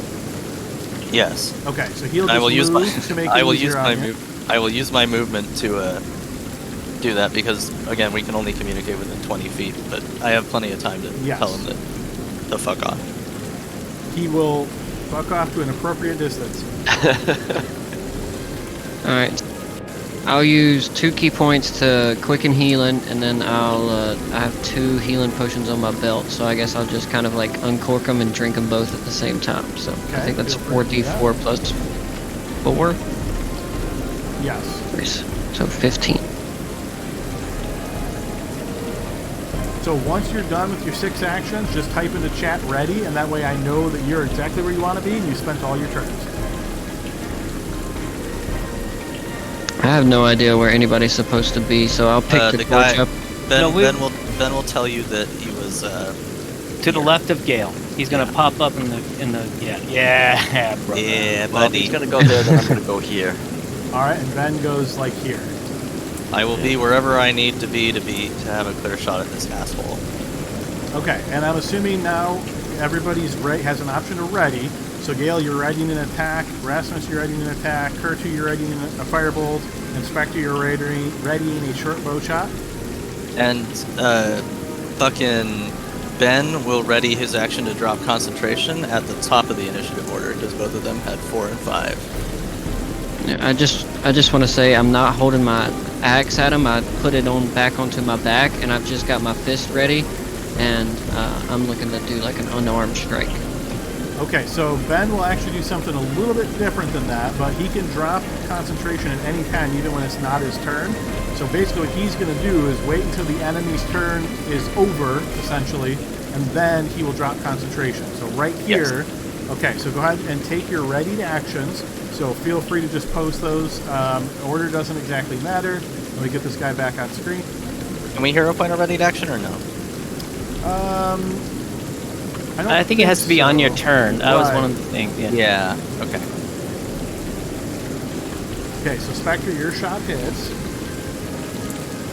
So Kurtu's, yours misses. Gale, go ahead and set yourself back to public, but your slash will hit. I can't do a reckless attack on a held action, right? Because it's on the No. first attack of your turn. yeah, Yeah, it's I on don't- all attack. You declare it at the beginning of your attack, and then it applies to all of your attacks. Okay, Yeah, cool. when you I'm make your gonna. first attack on your turn. Yep, so you can't do it here. Okay, monk unarmed Alright. strike. Flanking. That will hit. Okay, on my hit, I'm gonna pump a stunning strike into it, Adam. Okay, yeah, go ahead and post that. So the DC will be a 14 con. So I think we built Stunning Strike in for you, right? Nope, not yet. I don't use it a lot. I think he did it for Josephine, and he's probably used the same macro. If you do, yeah, click on Use Key, and it should be the very bottom option. Yeah, Stunning Strike is down in the menu for me. Yeah, I don't even Yeah, have it. that's what I clicked. All it did was just burn my key there. Oh, really? Okay, my bad. All right, so just roll a d20 for me then. Okay, so 6, and then what we add to that is your wisdom and your proficiency. So 4 and 2, so 6, so 12 against his static DC. Yeah. He is not stunned. Okay. So are you done with your turn? Because I was going to do my He's not, minute. So I think I need damage still from... No, it is there. So 6 damage. Let me try to take that off. Okay, and then Rasmus, that was your turn, right? Yeah, I can't Ready? like follow up with multiple strikes because it's Right. just build action. Well, Okay, so then it went Gale- kind of. Yeah, it went kind of fast. I did hit, and I hit him with 12, but I wanted to do menacing with that, as if he already died. Yeah, you can. Also, we removed Rasmus from the initiative, so I don't remember where he was at in the turn order. The very top. Oh yeah, 23. If you, okay, so unfortunately you will be the only one that doesn't get the free one, but we'll make sure to incorporate that. So I'll take the 1 off from him. Okay, so 15. Let me double check. Yes, he is frightened of you, Gale. So he pops up, he sees me alive again, and he's so scared of me! Alright, so that's all the readied actions, and now it's Spectre's turn. Okay, so I will move my Hunter's Mark to him. I think I still have concentration, right? I didn't do anything to drop it. Sounds right? Yeah, because I used a healing potion. So I will take 2 shots. First one, hero point. Also, my sheet is not deducting, like, anything. I noticed It's that not too deducting before. arrows, it's not deducting hero points. So I don't know how many I have anymore. I think I have 1 left of the D10s. Let me just try something real quick on your sheet here. Okay. I'm not touching anything. Okay, go ahead and do whatever you're doing. Just deduct manually if it doesn't work. I remember we noticed this before, but I didn't see anything obvious why it wasn't working. Usually when that happens, there's like a space in your character's name or something. But yeah, give it a try now. So I will try this. That is a 7. Okay, so yeah, it doesn't look like it's working, so just manually deduct for now, and I'll take a look right after. We'll say I'm at 0, because I don't want to go back and scroll up the list. And, Okay. so that's that. This is a shot, presumably at advantage. Yes, 22. that will hit. So 6 plus 1 sneak plus 1d6 Hunter's Mark. Second shot, and I will use a d8 hero point now.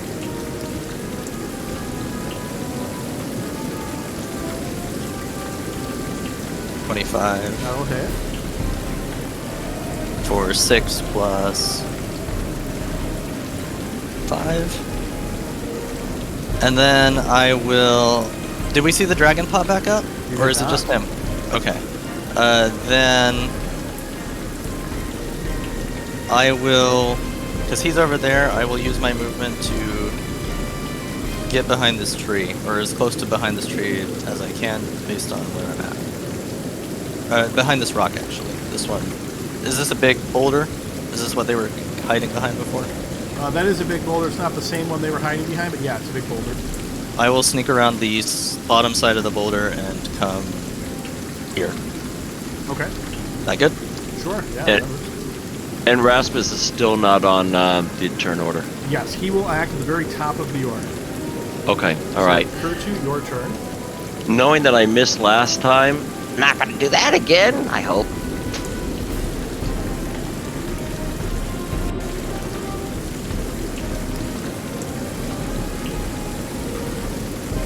That will hit.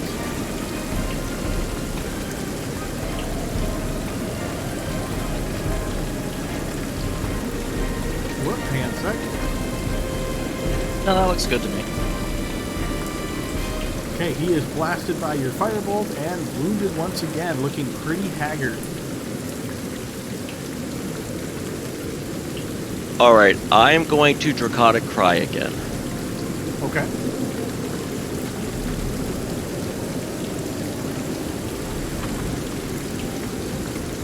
And then I'll end my turn. Okay, giving the hero moment to Ben, who's now attacking at advantage at the very badly wounded enemy. Go, Ben, go! Can I donate a hero point? Doesn't matter. He strikes out with his hand, and you see this energy explodes near the enemy. He drops to the ground. Okay, guys, everybody take a deep breath. The last enemy is Hey. I Ugh. don't know how the wizard had to revivify, but I'm not looking the gift horse in the mouth. Real quick, Adam. Can I see? Because Rasmus is thinking, you know, like just really quick, because he wants to act quick, because he might try to save this guy's life to hold him captive to get some information out of him. Does it? Do they have any Cult of the Dragon stuff on them? Do they look similar to what we've seen or heard? Certainly, yes. I mean, based on the masks alone, this, if someone said, hey, what does a cultist look like? This is probably what you would say. Okay, I'm gonna tell Gale to disarm him. Of course I will disarm him. I'll take his flashlight too. In other news, Ben stays with us. Everyone agree? Oh my God, Ben, that was amazing. You are a very good person. Hey, wait, What? we'll talk about this in a second. Look, Yes. What are you going to do? I have his stuff. these guys might have information. We should wake him back up. Yeah, and then we kill him, right? Yeah. And I'm gonna feed him a health potion while Well, I'll Gale bind his hands first and make sure he doesn't speak because he's a spellcaster, I think. just grab his wrist because we don't have much time. Okay. Well, no, I will grab his wrists. I'll hold him on the ground with my knee on his back and holding his hands behind his back, and hopefully he doesn't. Should we gag him? Because what if he casts a spell? Well, I might make this a little bit faster for you. Unfortunately, he is dead. So he got hit by magical energy when he was near dead already, and he doesn't have death saves. He's not like a boss kind of character. So unfortunately, he is just slain. Oh well.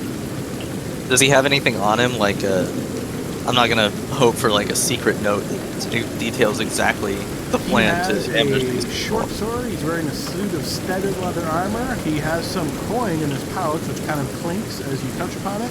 And you notice tucked into his waistband is this bluish scepter. Scepter is probably important. Hey, Ben, don't identify magic. Go ahead, show him what you can do. Wait, what a minute. We are almost. I was down.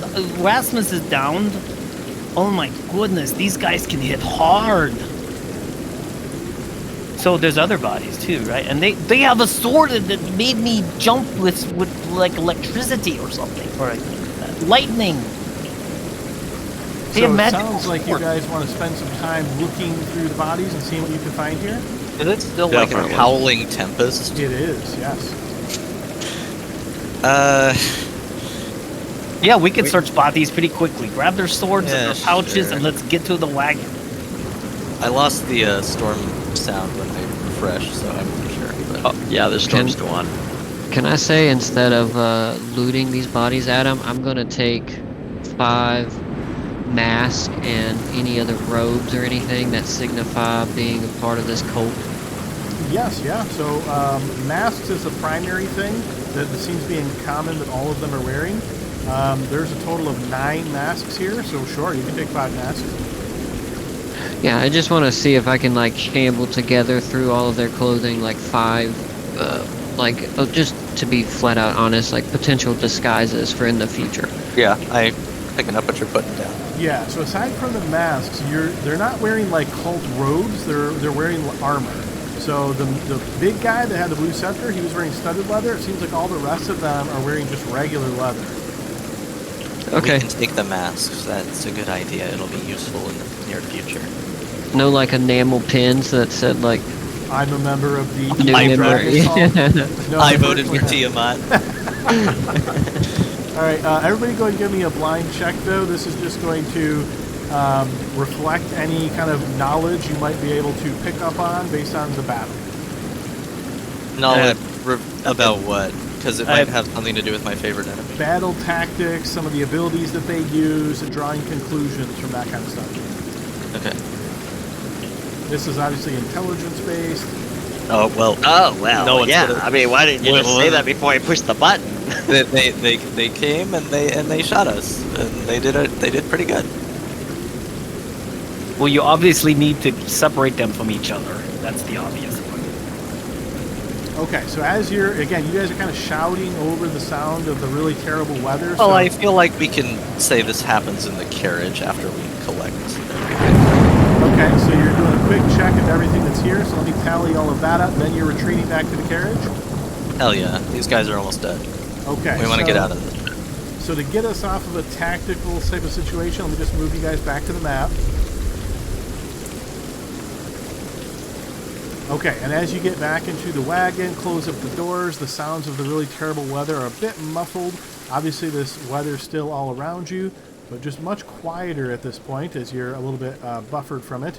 As you're kind of all huddled inside, some of you pretty badly hurt still at this moment.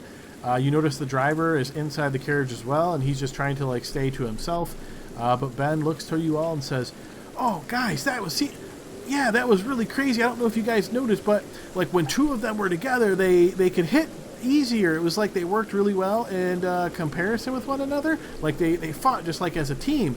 And then you probably noticed those guys, they were like charging up their blades when they would hit them sometimes. Not all of them, but some of them. It was almost like they could channel magic into their strikes. Did you see that?"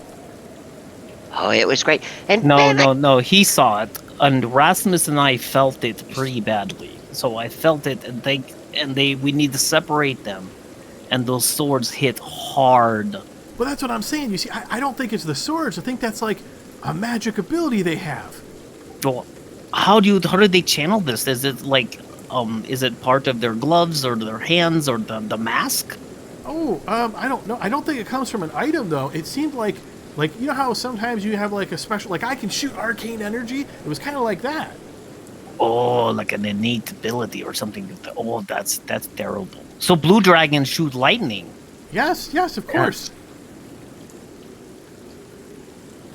now how could you have healed? I mean, are you a religious person? Are you a cleric or something? No. I told you I'm specialized in protecting. You did wonderful too, Ben. Hey. It's so glad you were Hey. protecting us. Hey, I just wish I would have had a chance to bite somebody as a T-Rex. Oh, that was so cool. Rasmus, Ben, you were dead. In fact, you were a burning corpse, if I remember correctly, when I woke up from my being down. Yeah, one of them hit him with and then- fireball. I don't know how that happened. And then, The rain put him out. and then Ben came over, and he kneeled down in this torrential rain in the middle of battle, and rose you from the dead. I think Ben should be our friend. He's always been my friend. He stood with us. He protected us. He has my trust. Thanks, I guess. I'm gonna walk up to Ben and It's offer about my as good as you're hand. gonna get from him. I'm gonna offer my hand to Ben and say thank you for saving my good friend. He shakes your hand, but you can see he's like a bit unaccustomed to this. You don't get the impression that as like a child of a noble, they do much in the way of handshaking, but he does the best he can, and a little bit awkward and a little bit, maybe not as stiff of a handshake as you'd expect, but he gives you a smile nonetheless.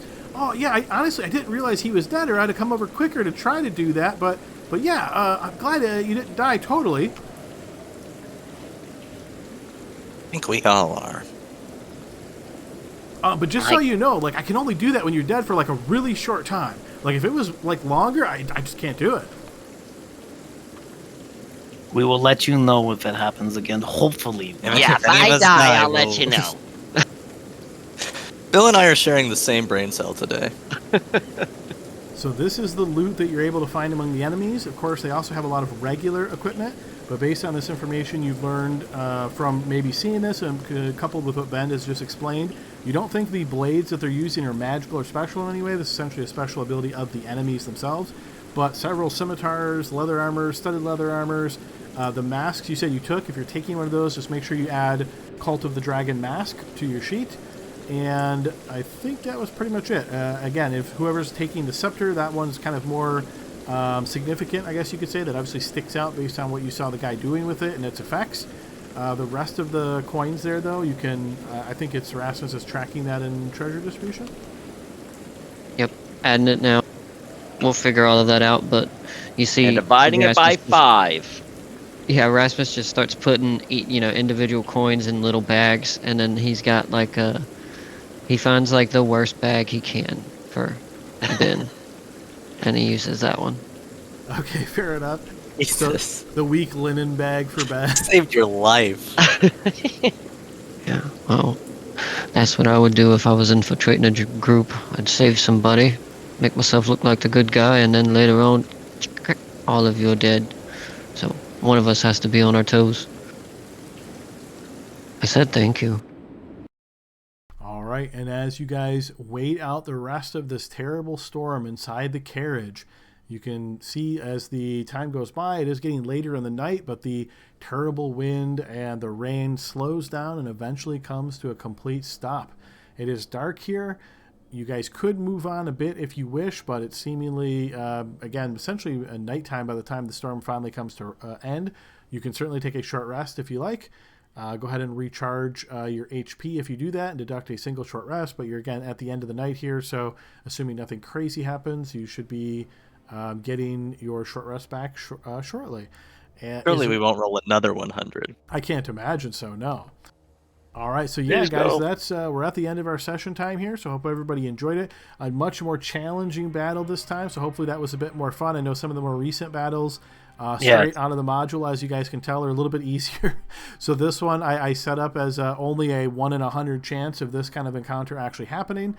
So when that rolled, I was like, whoa, okay. So I had to prep the. It was meant to be. It was kind of a crazy one for sure, and obviously with the trees and the visibility limitations and all of that, it made it like obviously if Kurtu had rushed out there and saw them grouped up, it probably would have been a totally different battle, or if Rasmus hadn't rushed down and got mobbed by all of them. So there's a lot of different factors here, but yeah, overall, hopefully you guys enjoyed it. It was definitely much more of a challenging battle that you guys have had in a while.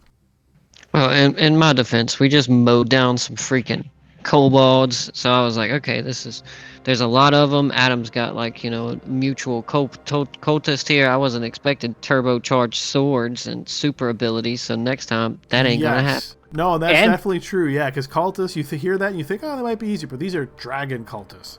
Yeah, there are a lot of hit points too. And Bill, you would have probably polymorphed up as you would have seen us. You just couldn't see us. Yeah, I would have polymorphed both of you because I didn't.